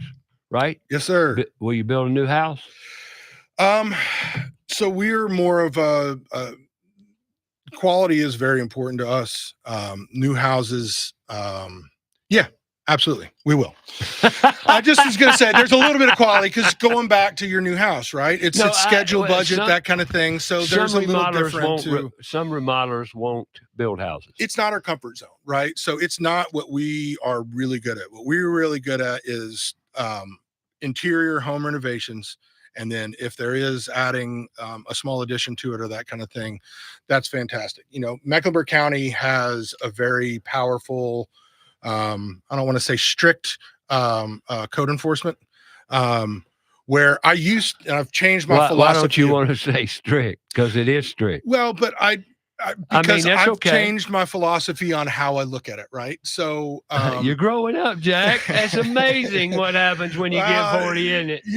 I could only fight the system so much. But so the way that I look at it now is the as many rules and as strict as it is, and as time consuming as it is to wait for inspectors and wait for inspections and stuff like that, and failures for small things. And could we let that slide? Yes or no?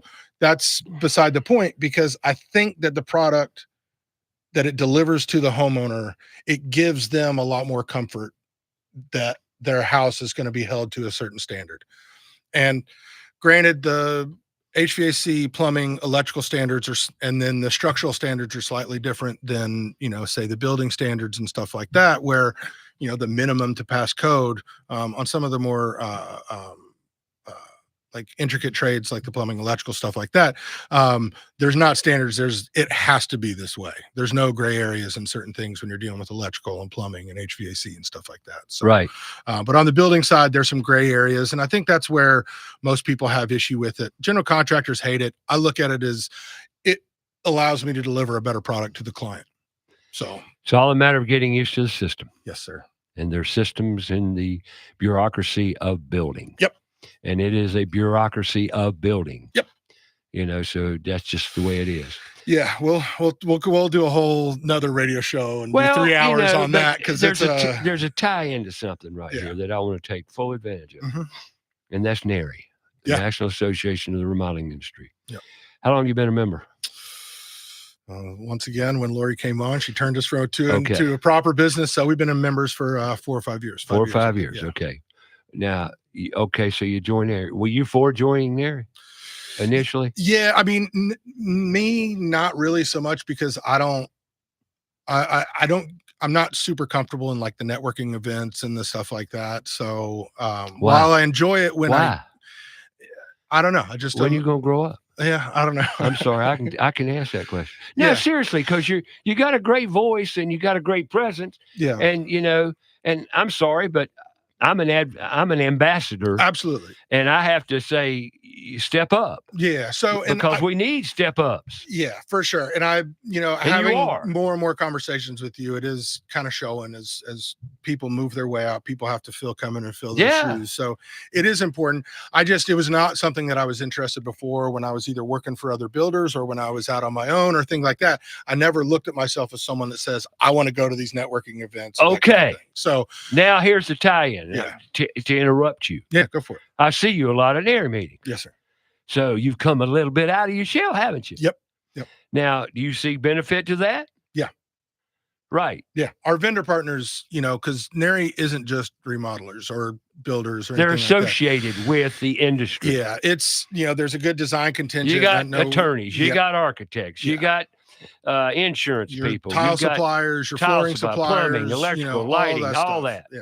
And those relationships are just as important as my relationships with my trades, right? So the industry itself is very relationship based. People don't think that it is. It is all relationships on how we work together. Now, on that note, NARI is very active, and I bring them up because it's got some tremendous benefit to the industry. Yeah. They're going to have, if you go to narycharlotte.com right now, I'm on the website as we speak, and you go to the events and see all the great things, Pens for Kids, the Stephanie Calderon is doing an upfit at Dove's Nest. Yeah, Dove's They Nest. do some great things, and but here's the biggie: education. Yeah. They have roundtable discussions throughout the year about building standards, about codes, about all different things concerning the industry. Yep. And these are great educational benefits to being a member and or a guest of NARI. Yeah. They're there to support the industry, to make it a better industry as a whole. Back when we started NARI, and I'm going to throw this one out there, the number one BBB business complaint at the Better Business Bureau of Charlotte, North Carolina, now that was some years back, was home improvement industry. That was the number one complaint, industry complaint, was from the home improvement industry, be it window replacement companies, vinyl tile, or whatever.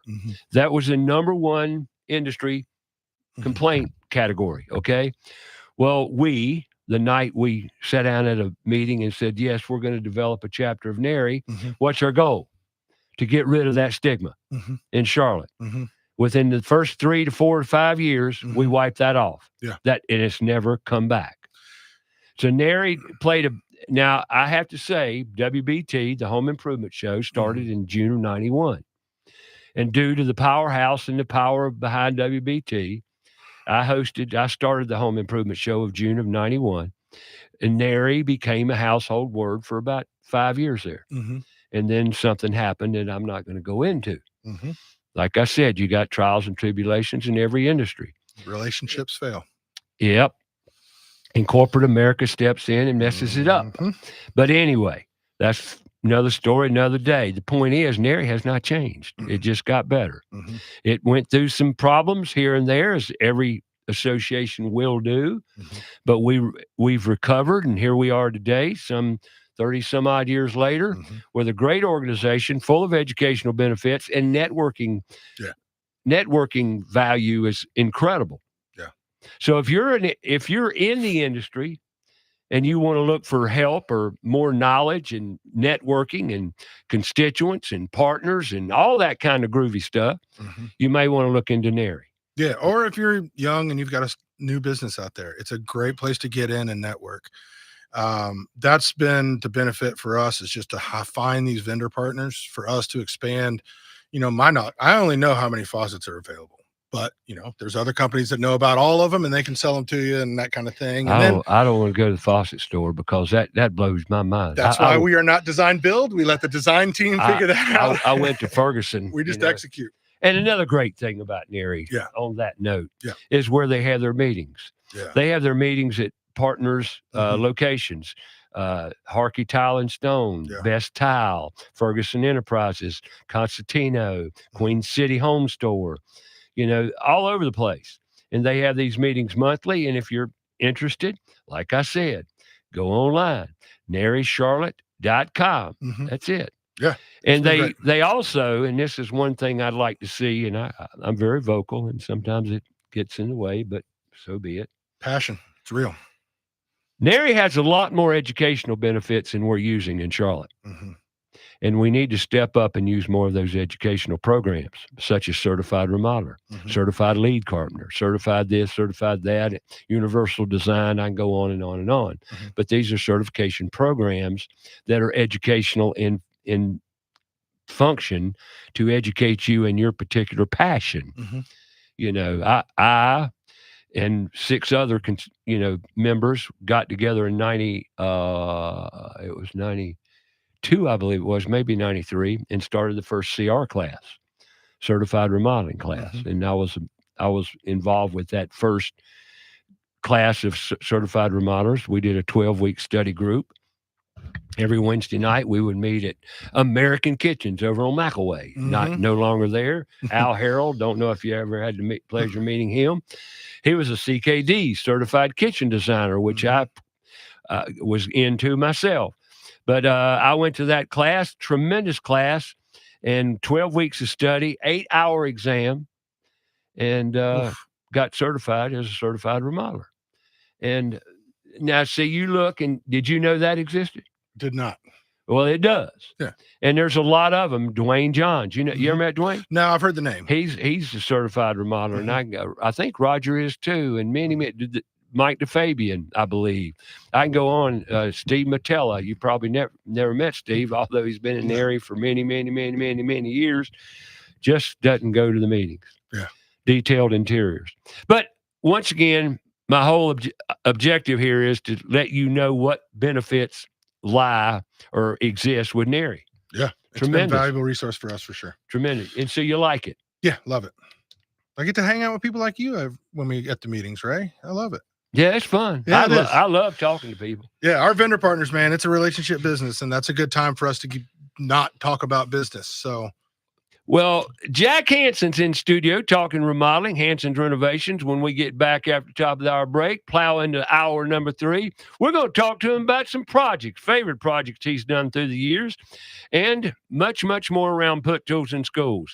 Go. I invite you. PutToolsInSchools.org. Please visit the website. Reach out.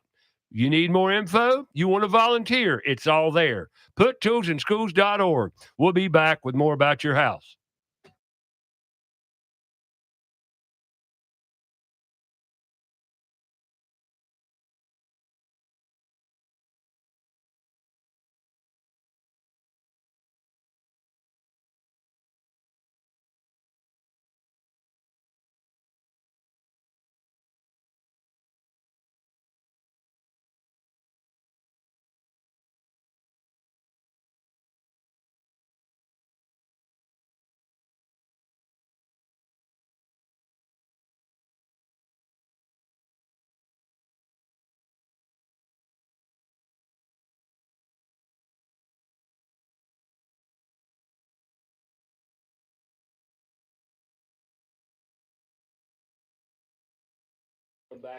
Hour number 3, Jack Hansen of Hansen's Renovations talking more about his business, the trades, and his experiences in the field.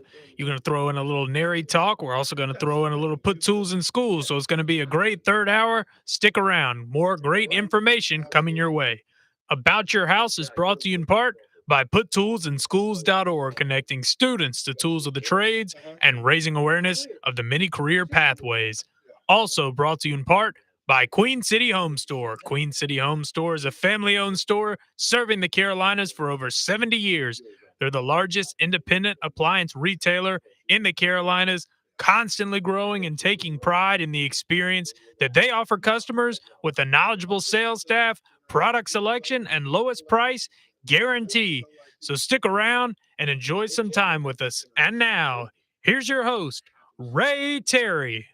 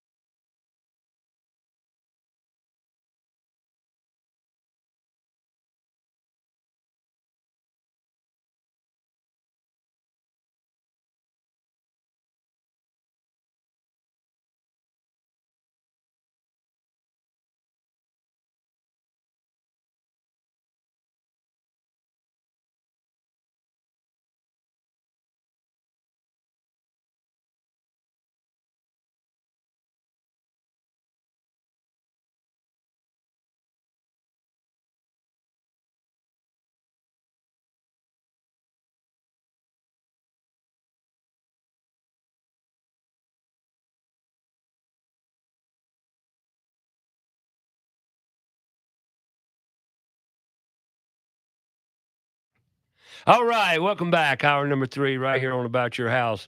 Heard on Facebook Live, YouTube Live. Take a minute and subscribe. Just hit the button. It doesn't matter.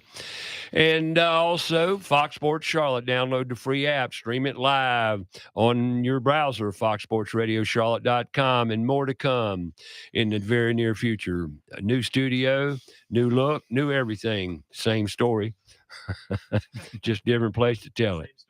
We'll keep you up to date. Yeah. And Jack Hansen, Hansen's Yes, sir. Renovations in-house today, talking to me. Yep. I appreciate you coming in, too. I really do. And but as a remodeler, Mhm. are you still using tools? I know your wife told you to step back. Yeah, no, so they've gotten a lot smaller. So I'll come in and do not much anymore, but it was when I was having the tools on, it was doing the final, what we call the final 5%, which is toilet paper holders, door Punch list. adjustment, Punch list. punch list items. Yeah. And Finishing up. man, the final 5%, that push in the end is the hardest part of a project. Thank you, because that was the question I was just fixing to ask you. Yeah. What's the hardest part of the job, Is Jack? And tell everybody this, because they need to know. It's the emotional component. So whenever we're interviewing a client, I always kind of say a remodel is like a spring break or a summertime romance, right? So we meet. I love the analogy. It's hot and heavy. We're spending money. We're crying. We're loving. And then I'm gone. Right. Once those final inspections comes through, once my final paint touch-ups, OP's done, we got it. Just the weather stripping or whatever it is, the cabinet doors, and then we're gone. And so that was a little miniature relationship that I've had with you and your family, that the company and my team that we've had with your relationship from, for anywhere from 2 months to 10 months, depending on how long it goes or if it's longer. What's the longest job you ever did? I think it was just over probably about 14 months. That was a large new home build. And then there are some projects just because of the complexity and how much we're changing the inside of a house is changing. We've got a project out in TKK right now. It's the most structural changes I've made to a single property in my 30 some odd year career. And that was fun too. Oh, I loved it. That's the most fun jobs I've ever done is structural. I'd never heard of a helical soil screw in my life, and I put 3 of them in that house. Helical piers. Yeah. Yep. No, this is a soil screw. These go in laterally. It's the same thing. It's just different. It's exciting. Well, which is, I know how you feel about technology, but one thing that I love like some about of it. some of it. Some of it's great. It's just when it fails. Yeah, but the different technology that's been introduced into the remodeling industry and construction industry in general has been exciting. And Hansen Renovations, we only do residential. I've done a few commercial projects in my life. I work for a few commercial companies in my life, and I need the emotion. I need the personal relationship to have with the client because I care a lot about what the project I'm doing is. Sure. And in commercial, you need to remove emotion from any and all parts of it because it is just about getting it done. We've talked a lot today about remodeling, renovations. Okay. And we also mentioned way back about the difference between new construction and remodeling. And it's one word: people. Mm-hmm. When people are living, owning that structure, and you're dealing with that every day and you're in their space, totally different. Yeah. Totally different. Mm-hmm. You might use the same components, the same materials, some of the same methodologies, but believe me, it's totally different. Yeah. And that's the big difference. Yeah. The big difference, because you're dealing with people on a daily basis. And that's what I love about it also. I think it's fantastic. That's as much of an art as the job itself. It's the skill that I've had to hone to get good at the most over the past 5 or 6 years for me is communication and my relationship building. I got to throw this in here. Relationship management, I should say. As we speak about communication. Yeah. A golden rule in my life, I didn't always have it. It takes some growing up. Mm-hmm. Is called truth. Yeah. Don't lie. It's not worth it. Don't BS. Don't tell people what you think they want to hear. There's your typical man. Yeah. So now, am I right or wrong? Yeah. Jack? I mean, I have to have tough conversations with clients all the time, whether it be we open the walls up and there's a structural issue or electrical or a plumbing issue, or whether it's just the complexity of their project, the way that it's drawn to when it goes into interacting, and then there's a dollar associated with it. Now, I'm not in Hansen's renovations policy, Jack is not allowed to talk about dollars. So I usually set the clients up for the technical aspect of if there is going to be any sort of like monetary exchange. And then I let either lawyer or Emily discuss dollars. But there are going to be unexpected things that come up on a project. There are going to be change orders. There are going to be this thing. And it comes back to what you talked about. Not maybe. There will be. It's just when. Yeah. But the thing about it is communication. I've got a young kid that started working with this almost 2 years ago, who came up with this through a similar tools and schools. Well, and I want to talk about him too. And he came from the Rock, recovering opportunities in construction over on Allegheny. When he started with us, he was green. He was about 20 years old, and I was like, "Listen, I didn't hire you because of what you know. I hired you so that you can learn from what I'm going to teach you. And I know that you're going to screw up small, screw up as many times as it takes for you to learn that lesson, but don't repeat those screw ups, but screw up small. And that little screw up will turn into a big screw up if you don't tell me. You have to be able to own it, because it's going to get harder if I find out myself or from somebody else. And the other thing, going in with our clients, the communication is if you run into an issue and if you're not telling the client finds it, and then they're kind of bringing it up to you, their questions can turn into emotions very, very quickly. There's your difference. Yes. That right there is the difference between new construction or building residential, subdivisions and remodeling. Yeah. And in a lot of new construction, a lot of builders don't want to deal with clients. And so they start in remodeling, they get enough capital, and then they go and start building new houses so they don't have to deal with the clients. We haven't made that transition yet because you like customers. I like the customer aspect of it. I like the people concept. And I like feeding a dog. Past 4 or 5 years have really built a really strong foundation of what our processes are. Now we've gotten what we feel fairly comfortable and pretty good at those processes. So now we can, maybe explore an avenue, whether it be a new build or building a house from the ground up for a client or something like that. But but yeah, it's all process and communication, man. I think sticking to remodeling is a niche that why not? Yeah, I mean, and that's what I like. I love your name, Hansen's Renovations. Yeah. That's it. I had custom renovations. And it was creative renovations. It was always about renovations. We turn ideas into reality. Everybody's got I've got a whole notes page talking about of different things. Bylines, taglines and that kind of thing. Exactly. Shower thoughts. Have you got a favorite job? Every job is great and terrible in its own right. Yeah. And I would say that the jobs are the jobs. It's the same materials, just putting them together, but it's the clients and the relationships that we build along the way that I really enjoy. Well, so I've got a long, long list of clients that I know and love, and who still call us for the littlest things. Isn't it amazing? And here's another benefit to being a remodeler. Mm-hmm. The friends, the customers turned friends through the years have been just absolutely incredible. Yeah. I couldn't tell you all the people that I've met and worked for through the years that have become some of them very close and dear friends. Yeah, absolutely. And you become a member of that family. Mm-hmm. I mean, I can tell you some kids that I put diapers on. Yeah. Well, a guy who just started working with us. And they're grown.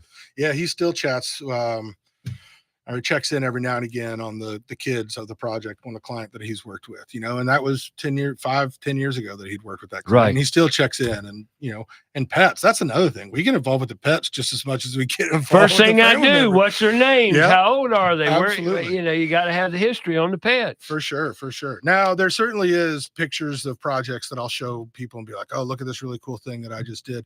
Most people look at it and they're like, that's just cabinets and tile. And I'm like, yeah, but this detail and this detail and this detail. And, so I get really like into the details and stuff like that. Well, that's where the artwork comes in. Yeah. So artisan, which is why I'm not allowed to talk money, because it doesn't exist when you're worrying about the details. You're a very fortunate man. You know that, don't you? Yes. Or if you don't know that, let me tell you, you're very fortunate. Very fortunate.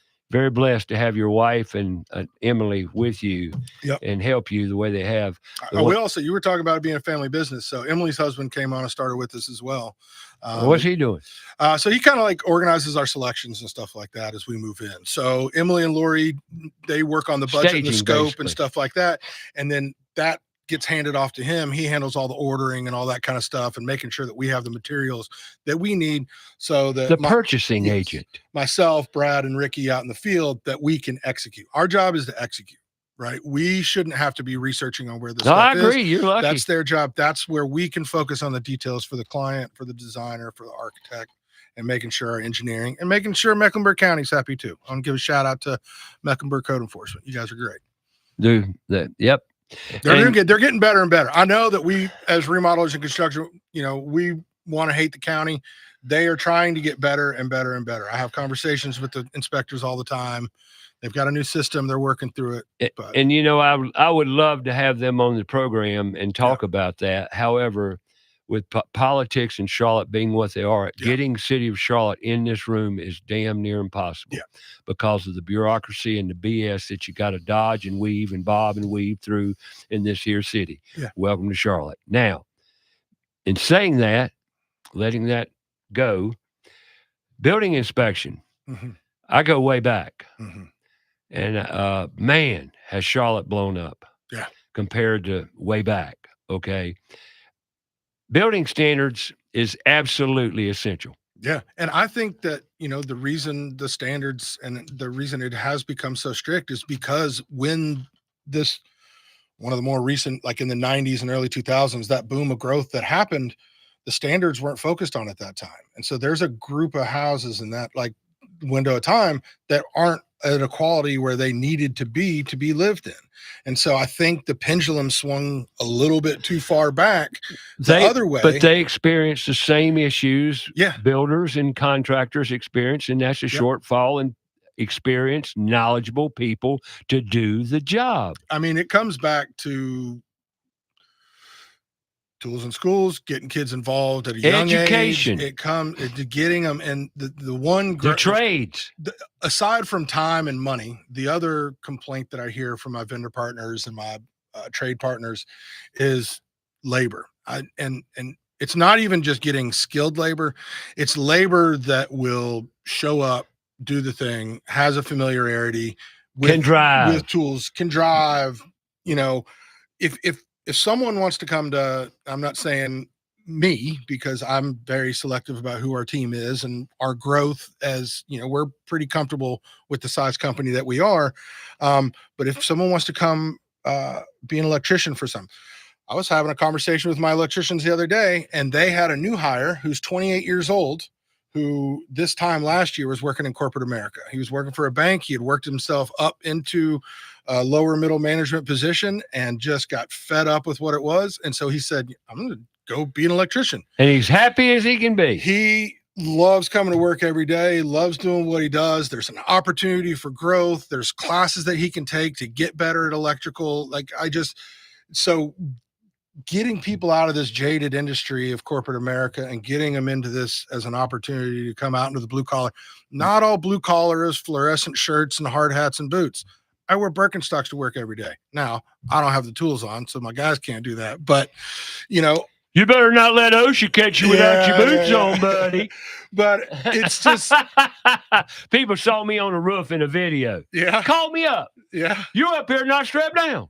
You're going to get called on that. Why would you get on the roof without? I Yeah. said, did you notice how flat it was? Get out of here. Yeah. But if you hate your corporate job, there's an opportunity in the construction industry. Come out here, learn a trade. You'll have a lot more fun. There is no age limit. No, not at You all. can be 55, 60. Yep. If you want to learn something, it's out there. They need you. Yep. About Your House coming your way on Fox Sports Charlotte every Saturday morning. Download the free app, stream us live, talk to your neighbors, YouTube Live, subscribe button, Facebook Live, About Your House Radio every Saturday morning right here. Come on back. Jack Hansen in the house, Hansen Renovation, talking, well, let's remodel. We'll be back.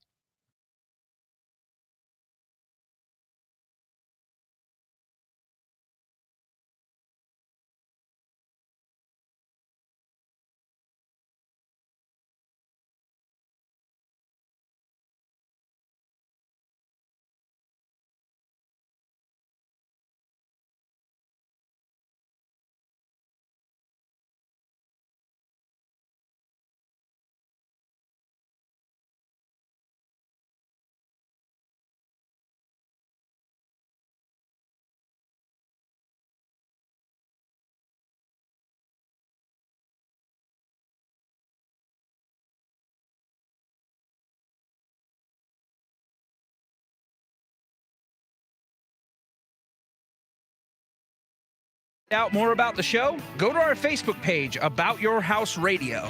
We'll be right back after a word from our sponsor. Hello, everybody. This is Mike Sims from Crown Town Dispensary here in Charlotte, North Carolina. Thanks for being supportive and loving through the years and supporting us through About Your House with Ray Terry. We have expanded over the years, and we now have stores from tip to tip, all the way from Pisgah Forest to Waves, North Carolina. Check us out on crowntowncannabis.com or cltcbd.com for store locations and online purchases. Thank you. There's big news in the Carolinas. Queen City Audio, Video, and Appliances is now Queen City Home Store. For over 70 years, we've been your trusted retailer for appliances, electronics, and more. Now, we're taking it to the next level with a new name, a fresh look, and more ways to serve you, offering the same outstanding service you've always counted on, while bringing you everything you need for your home. Queen City Home Store. Same great service, more possibilities. Visit us at queencityonline.com. The professionals at Kilo Exterminating Company have over 70 years of experience in pest control. Throughout the years, they always pride themselves on maintaining the highest standard of quality and customer service, with every technician being state certified. And moisture readings are standard with every inspection. Their top priority is ensuring your home is free from pests such as ants, mosquitoes, termites, and any other pests wreaking havoc on your home. That's Kilo Exterminating at 704-333-9855 or online, kilo.biz. That's 704-333-9855. Libretto's Pizzeria was established in 2004 in New York City. It's located in Charlotte on John J. Delaney Drive in the Ballantyne area. Serving up authentic New York pizzas, a full Italian menu. Come in casual, hang out, and relax. We offer dine-in, takeout. You can order delivery. We could also cater your special event. Libretto's has got you covered. I am Mike Libretto. We are also the home of Spinello's famous infused take and bake pizzas. Visit us online at librettospizzeria.com and spinellospizza.com or call us at 704-714-1442. You need floor covering? You need a new floor in that bathroom? How about your kitchen? Have water damage you want repaired? Give Floor Coverings International, Southeast Charlotte. Give them a chance. Give them a shout. Give them a call. Go online. Just get in touch. Like we say all the time, communication's the most important thing we do, and they're darn good at it. 704-845-3567. You get a lot done talking to people, so give them a call and talk to them. Or if you choose to go online, set that appointment up. Free consultation. They bring the showroom to you. They've got several trucks, several great design consultants to help you with any project you may encounter with floors. And they got the products to cover it, whether it be LVP, laminate, ceramic, hardwood, doesn't matter. They'll cover it. Don't worry. They've got professional installation service, highly rated, 178 Google reviews, all in the upper 4s and 5. Give them a shout. They're a great company. That's Floor Coverings International, Southeast Charlotte. Yep. I know I said Southeast, but they'll come to you if you're in Davidson, Gastonia, Who knows? They might even come up to Kings Mountain. If you've got floor covering issues, give Floor Coverings International, Southeast Charlotte, the opportunity to take care of you. 704-845-3567, or better yet, Google them. Floor Coverings International, Southeast Charlotte.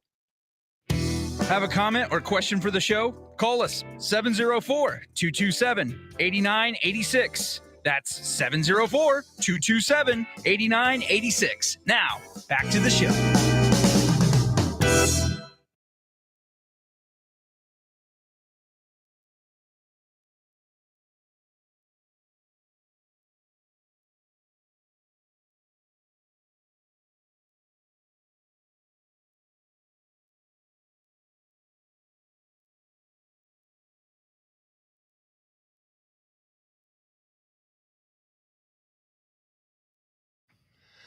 All right, welcome back. Got Jack Hansen in the studio today with me. Hansen's Renovations, talking, well, remodeling, renovations, why he loves what he does. Passionate dude. Yeah, loves what he does. Sure do.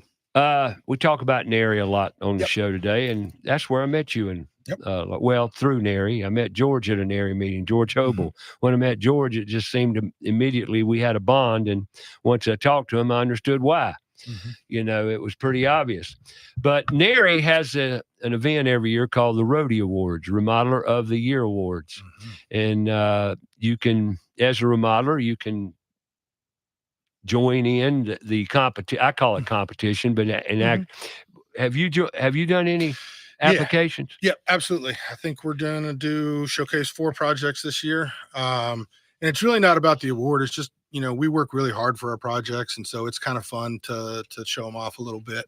And also see what the other contractors are doing, because our team and our remodelers, we only know, you know, what we know. And so when we get to see other people's projects, then we get to be inspired. When I get to see how their tile work looked out, or how their hardwood flooring, or how their framing, or how, you know, one of those things, it's really fun to see. And everybody does a little different and does a little better or a little worse. And, you know, it's fun to talk about.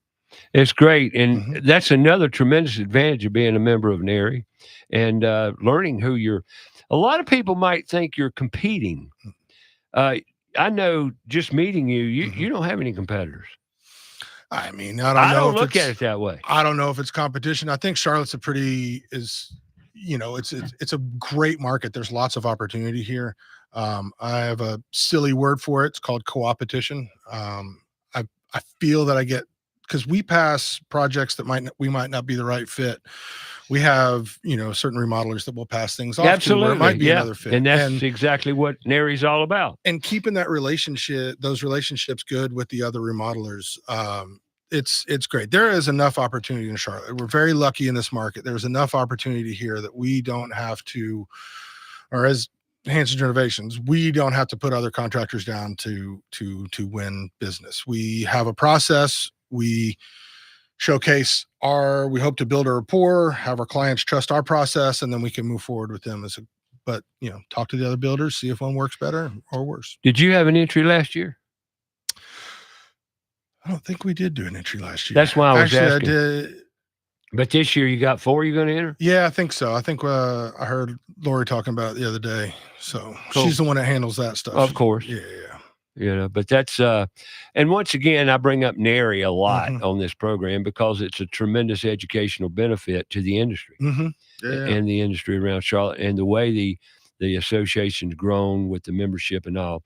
And this month, it will be at, well, they don't give me the address to start with.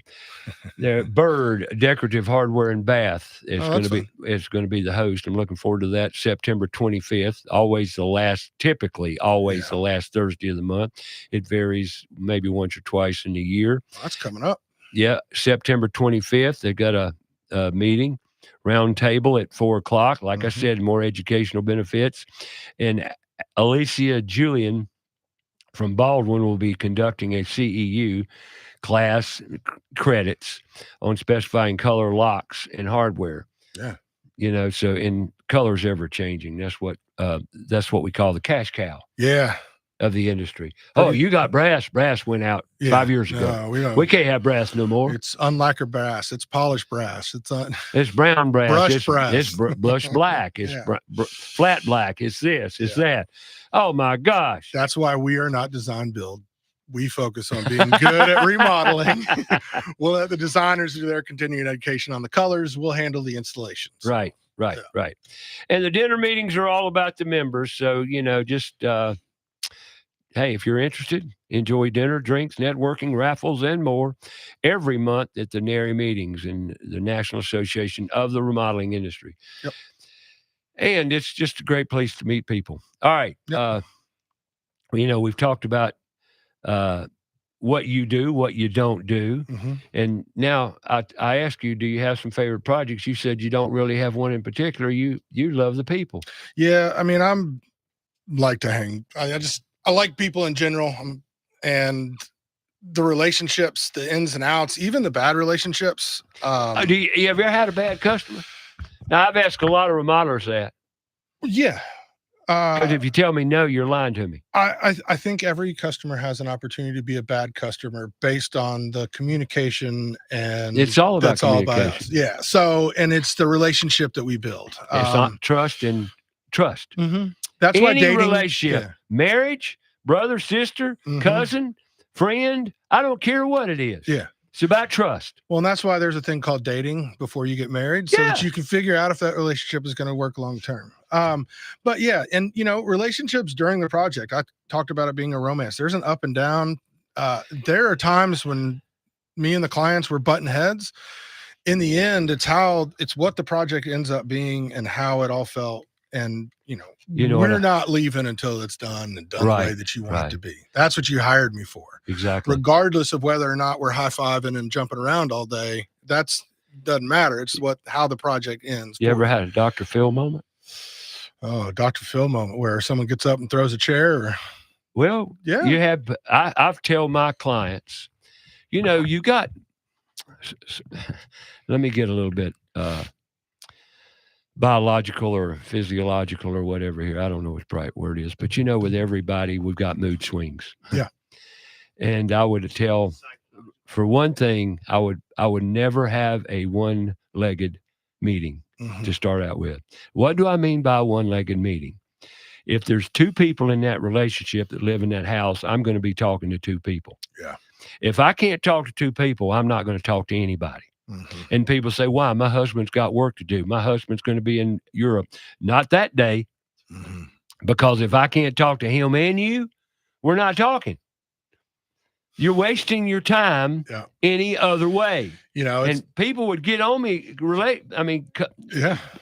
possible clients would say, well, he can't be here. Well, then I can't be there. Yeah.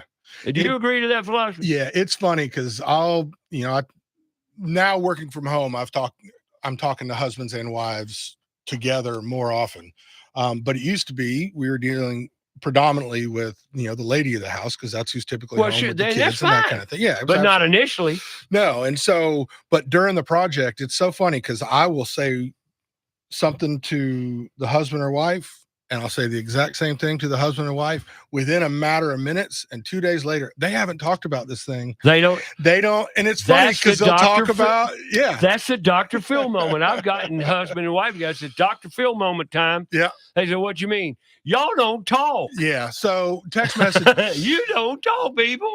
So phones have been like the text messages and stuff like that is a big part of it. So we have a group text with the primaries who are involved in the project for Hansen's Renovations and the primaries who are involved in the project at the home. So it's typically the husband and wife, the field team, and then along with Lori and Emily with Hansen's Renovations. But there's a system that y'all have developed around communication. I bet you. I'll have a meeting with the husband or wife, and then I'll finish up and I'll walk outside. First thing I do, speak to text, tell it right into the group text and say, hey, here's what we chatted. Here's our schedule.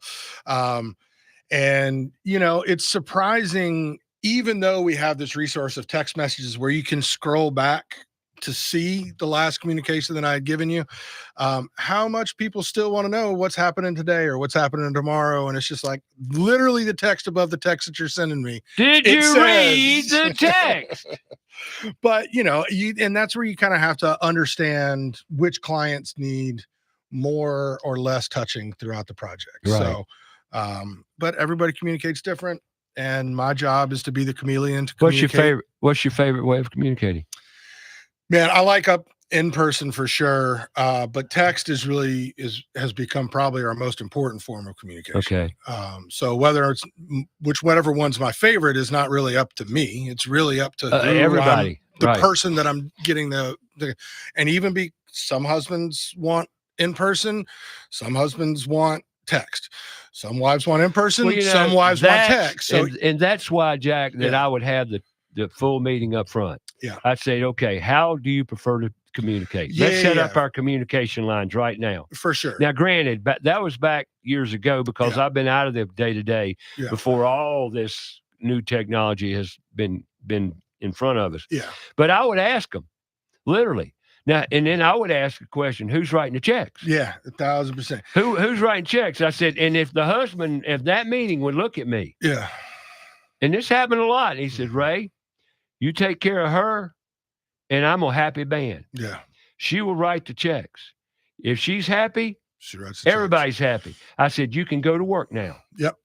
Family dynamics is a big part of what I always joke with clients when we first meet them and let them know that we are going to be your part-time marriage counselors through the process. That's exactly right. Man, it's really entertaining for us as the company that's doing it. We go and sit down with a client that even has a set of drawings, and we're sitting there with a husband and wife, and they're looking at stuff, and she's like, oh yeah, and we picked out this tile and we're going to put a window here. And the husband's like, I don't want a window.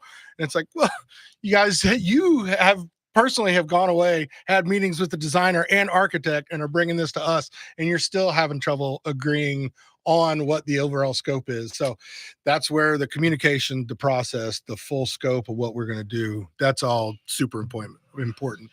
But yeah, part-time marriage counseling is a service offered by Hansen Renovations. So it's part of remodeling. 1,000%. That ties right into the difference between remodeling and new construction. Yep. That's a big. Now, if you're building a custom home there's a whole different story building a custom home for a couple, and they got lots of money. Yep. You got big communication issues. Because the nights and weekends when we aren't at the job, that's when they are. Yep. And that's where the open communication is really important to us, because we don't want a question to turn into an emotion.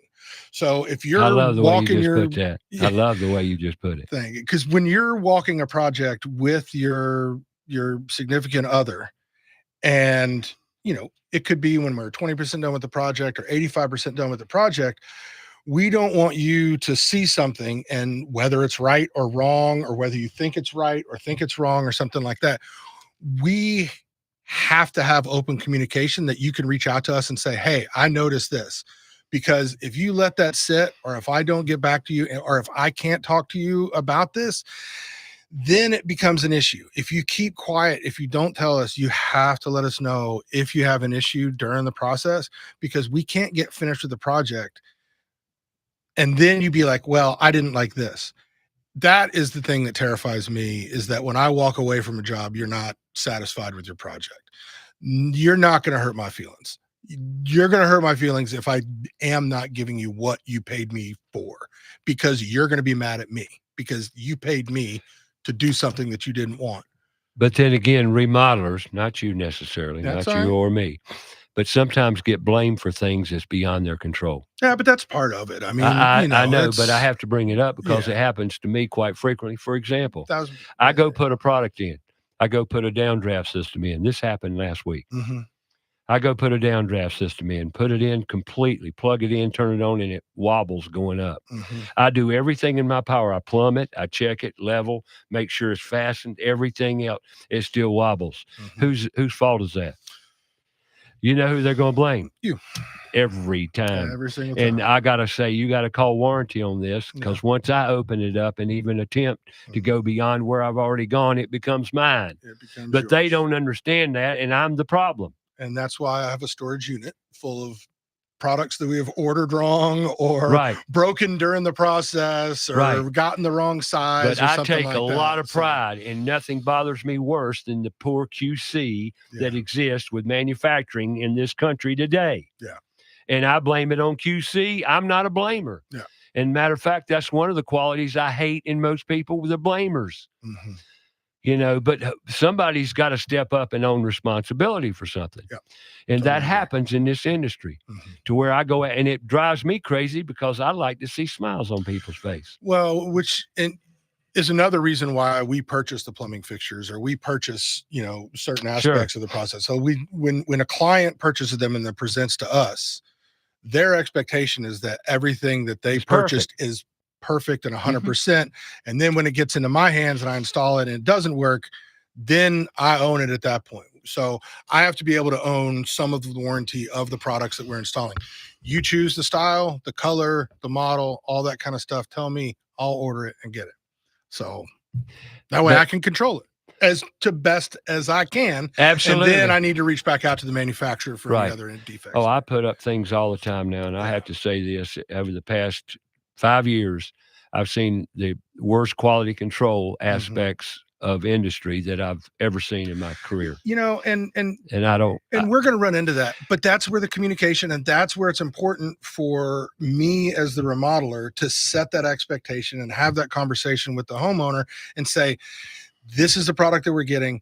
This is the reason why this product costs $800 more than the one that looks just like it that's from a big box store. Well, it's all the guts and it's the finish quality, so that's why we kind of push you in a direction to get certain products and stuff like that. I'm glad you brought that up because we talk about this frequently as we have remodelers in the show here. And folks, the products you buy at the big box stores are not the same products you buy at the I don't know how to say it. The wholesalers, such as or Queen City Home Store or Ferguson or any other wholesaler out there. City Electric, but you will buy, if you go to Ferguson Enterprise, for example, and buy a Delta faucet, and you go to Lowe's, and I'm using the blue store, okay, call it the orange store, I don't care, but you go to Lowe's or Home Depot and you buy that same faucet. It's same model number, same box, same everything. But it's not the same. No. Matter of fact, there's twice as much plastic on the big box store product as there is on the product you got at Ferguson. That'll have a lot more brass, if not all brass, compared to mostly plastic on the other. Now, you can check me out on this. Go buy a Bosch dishwasher at a big box store. It will not be the same Bosch dishwasher you get at Queen City Home Store. Same model number, but not same. It's not the same. It was produced in a different factory. It's got a different quality control per factory. Come in a different container. It might look the same, and it might even be the same look, in every way, but it's not the same. And it's funny because, I'll try and explain this to clients or when we come up against this. Now, us as remodelers or other, vendors or tradespeople in the industry, we can talk about the details and the stuff, and we can agree in this. But when we talk to someone who is not an expert in their field, like the person that is just hiring us to do their project, I always start an explanation. I'm like, how much detail do you want me to go into, or how little do you want me to go into? Because I'll go into all the detail for you and explain why and why and why and why. But there's times I can see when those clients' eyes just glaze over, their thoughts start drifting away. And so, I always ask them how much or how little. Right. Well, let me throw another little caveat in there. When I did work, you always have the question, can I go buy the material and have it here for you? No, sir. No way. No. Well, why? I can save money. No, you can't, because it's going to cost you more for me to do it that way. Yeah. Why? Because what you get probably won't be right, and I've got to go second guess you and go back and pick something else up. Because you bought 2x6s instead of 2x4s. Yeah, or you bought this and I needed that. I need 30 more of them, and now do I have to send you to go get the rest of them, or that kind of right, thing? No. Do I have to bill you for the time it takes me to get it? Bingo. Yeah. No. Yeah. You're not going to save a dime unless I give you a full list and you go buy everything and I come check it to make sure it's right. You were asking about favorite projects or favorite clients. Yeah. The clients that are sometimes the hardest they think that they're trying to do this because they're a very A-type take control personality. Yep. And so they're like, well, I went ahead and made this list and gave it to you and da-da-da. Well, I do this for a living.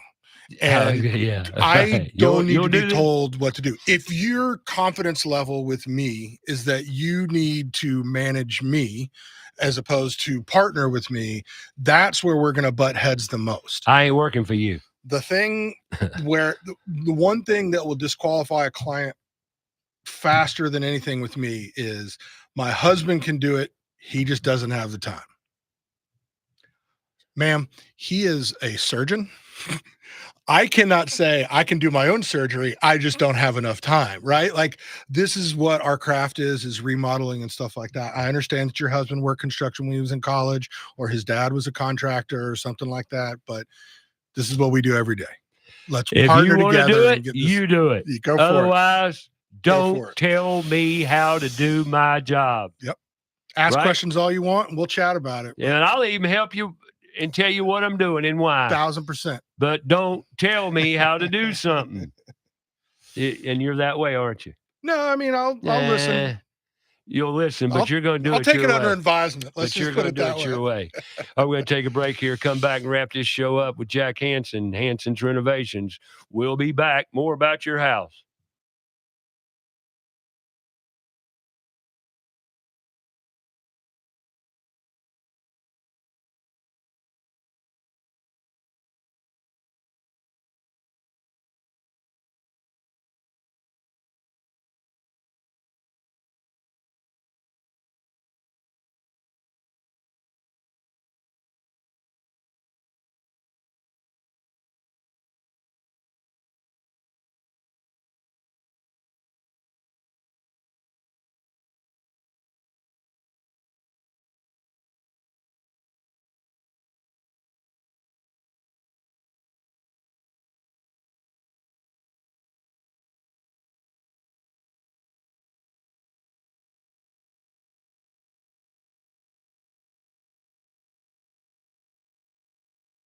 Find out more about the show? Go to our Facebook page, About Your House Radio.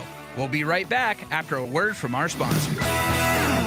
Owens Chimney Systems is known for all professional chimney services since 1989, including chimney cleaning, recommended annually, chimney evaluations and inspections, any and all chimney repairs and restorations, gas fireplace and gas fire log service, furnace cleaning, cleaning out one of the most overlooked appliances in the home. Get it done right the first time. That's Owens Chimney Systems at 704-554-9595. Or you can visit us online at owenschimneysystems.com. Whether you're building new or remodeling old, let ABS Insulating make it comfortable. ABS Insulating knows the business of comfort. Using the latest products and technology, ABS offers an array of solutions. Using fiberglass and spray foam, and all installed by certified technicians. ABS Insulating has been saving energy dollars with great customer service for over 30 years. They're a leader in the industry. 704-821-4343 or absinsulating.com.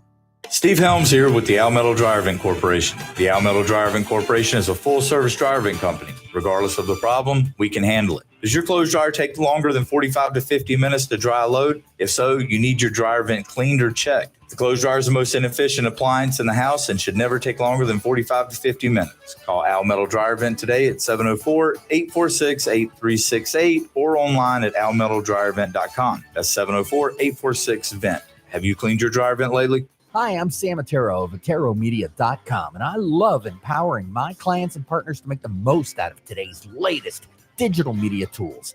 We specialize in building production systems and podcast studios for small to mid-sized churches and local businesses here in Charlotte. Do you need new media production gear? Do you need help learning how to use it?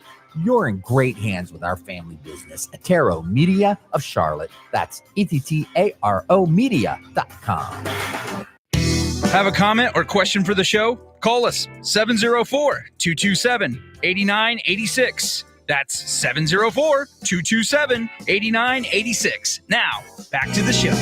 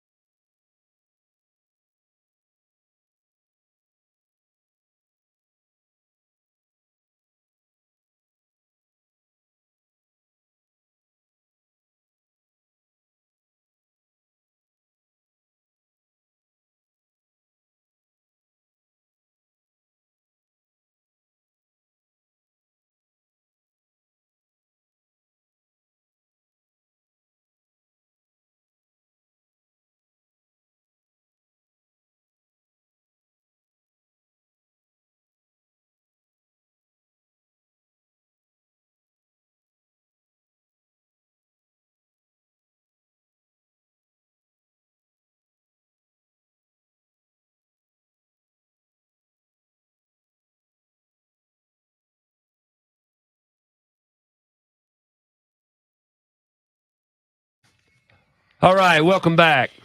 First of all, I want to thank you for coming in today. It's been a lot of fun. Thank you for having me. It's always a pleasure. I appreciate it. Definitely have you back.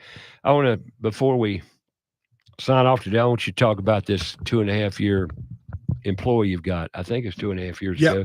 You hired him from The Rock. From The Rock, yeah, absolutely. Now, what process did you go through for that? So, but before you do, let me explain what The Rock is. The Rock was developed, oh, good Lord, probably 10 years ago now. I don't know. I was involved in the early stages of it just from being on the advisory board at CPCC. Anyway, it's a great opportunity for some high school kids to get involved in recovering opportunities in construction. That's what ROC stands for. And Margaret Thornton and Darren Ash and all the people over there have done a great job. It is basically a trade school. Yeah. So tell me about what you did. So they came to us. He had actually been placed with another company, and they kind of just stuck him over in the corner and said, okay, you're young, go do labor, that kind of thing. I needed someone to help me. I needed someone to wait for an inspector or meet a plumber or do something or go and get a single breaker or light bulbs. A gopher. I needed a gopher, but I also needed someone that wasn't going to come in and try and say, the way you're doing it is wrong. I'm like, you're 20 years old. Why are you trying to tell me? Like, no, I needed someone who wanted to come in. And so Lori and I had a conversation with Darren at an area event sometime. And he just was like, I've got this kid. He's got a job and he just kind of seems exactly like what you guys are looking for. And that young guy, Ricky, had come to Darren again and been like, man, they're not really teaching me. They're not doing what they said they were going to do right for there. me. Yeah. And Darren was like, well, I've got another opportunity here. Do you want to have a conversation with them? And so Darren reached out to us and said, hey, I know you guys are looking. You'd asked us, here's this kid. You want to chat with him? And we chatted with him, and it was all the things that we wanted to hear, right? It was yes, sir, no, sir, yes, ma'am, no, ma'am. I'll show up on time. They're still 19, 20, 21 years old. They're very green. So time management and thought process and making lists and showing up on time and all that kind of stuff. We know that we're going to have to deal with someone who is just starting their professional career. Whether or not this is what they end up doing, there are certain skills that apply to every single job that you're ever going to have in your entire life, unless you own a company, but even those rules still do apply, right? And so we've had to grow and nurture, and he's been fantastic. And so, like, shows up on time, shows up, drives, does everything. He's getting better at showing up on time. Yeah, for sure. No, he's doing great. But yeah, drives. Well, honestly, did he have some issues with timing? Yeah, because that's very. It's very well known now that our youth just doesn't know how to show up on time. Yeah, but that was the same when I was a kid. Okay, I'm sure it was probably the same when you were a kid and when your parents were kids and that kind of thing. There's no, I was told showing up on time. I always show, but keep talking. Well, it's the old sports adage: your best ability is availability, right? If you're not there, I can't utilize you as part of the team. Gotta know. So there's always little things that come up here and there, and that's what I told him. I was like, screw up small. And then we'll learn from not those being on time is a mistake. Yeah, absolutely. You get reprimanded for it. You learn from it. You move forward and don't do it again. Yep. And, we talked about the Irish guy I worked for, that his accountability usually happened with some inappropriate language and maybe some physical altercations. I don't think that accountability happens that way. I think you have the tough conversation, get it out loud, make sure we understand. And so it's been a great opportunity for us to have him come along. So, and then not to interrupt, but what's he doing now? So he is now getting to be in charge of some of our, not overall projects, but certain aspects of our projects. Getting more into management control issues. Getting delegated more things. Has he learned carpentry or anything? No. So, if he wants to learn how to be a carpenter, go work for a builder that's going to put him on a labor force, right? He seems to and has expressed to us that he wants to learn how to be a superintendent and then maybe move into project management or something like that. So between myself and Brad, who is another member of the team who's got a lot of experience, he joined about a year ago as well. I am trying to teach him how to be the best dang superintendent he can be, right? So it's pre-drywall walks. Make sure we've got photographs of all the electrical, all the plumbing, all the HVAC that's in the walls, all the insulation that's in the walls, all the stuff that's going to be hidden, all of our job site maintenance, logistics, stuff like that. So we're starting to delegate things on him. And so now we're starting to say, okay, these are things that I shouldn't have to tell you that you need to do. These are things that now you're going to have to start knowing that need to happen on a job, right? So I walk on a job and I see 15 things that need to happen. At first, I didn't need him to see any of them because I would delegate those 15. Now I need him to come on and know 2 to 3 or 4 to 5 or 6 to 7 of those things. And as his responsibilities grow, my accountability for him should get softer and softer and softer. And, I've got my own. But he's taking a lot off of you. It's been fantastic. Pride and ego is something that is that runs rampant in this industry because it's my pride name and ego runs rampant with human nature. And so for me to have taken the tools off and delegate, now starting to delegate a little bit more, I had to really look inside myself and get comfortable with that because it wasn't always comfortable for me because I didn't think that anybody else could do it the way that I did. Right. And that's the hard part that some managers have is that they think they have to have their fingers in it for it to get done right. And you can't do everything. And delegation is one part of it, but education is the other part of it as what I'm learning as a business owner. I am a coach. I am a teacher. I am a shoulder. The older you get, the more of that you get. Yeah.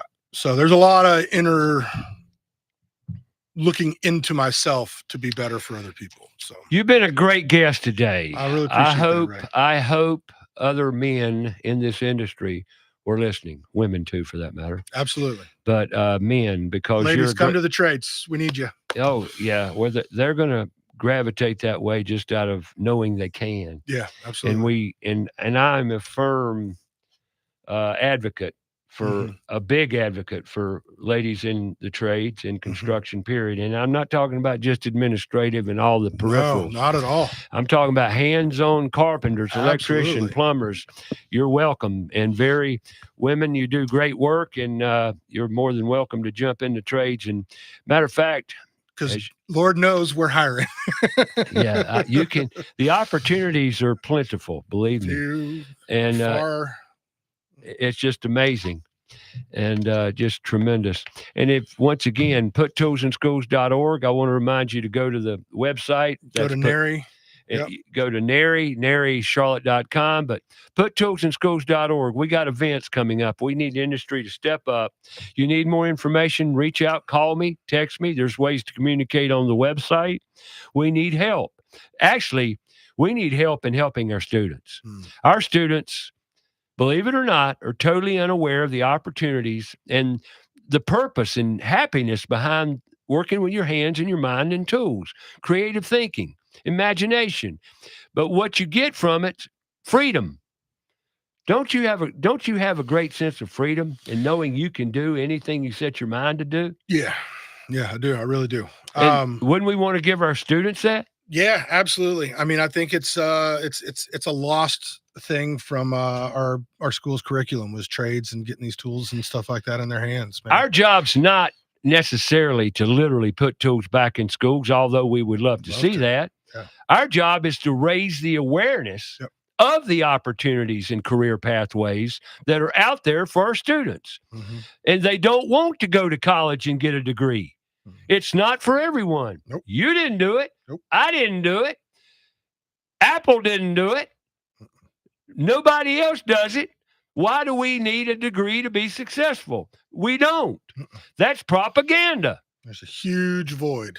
And man, we need to change it. So industry, puttoolsinschools.org, educational people, homeschool networks, CMS, any education institution out there that is interested in raising the awareness, please reach out. But we can't do it without industry's help. So puttoolsinschools.org. It's all there. It's right. Thank you so much for having me on the radio program. HansensRenovations.com. Yes, sir. That's the easiest way, right? Yep. HansensRenovations.com. HANSEN.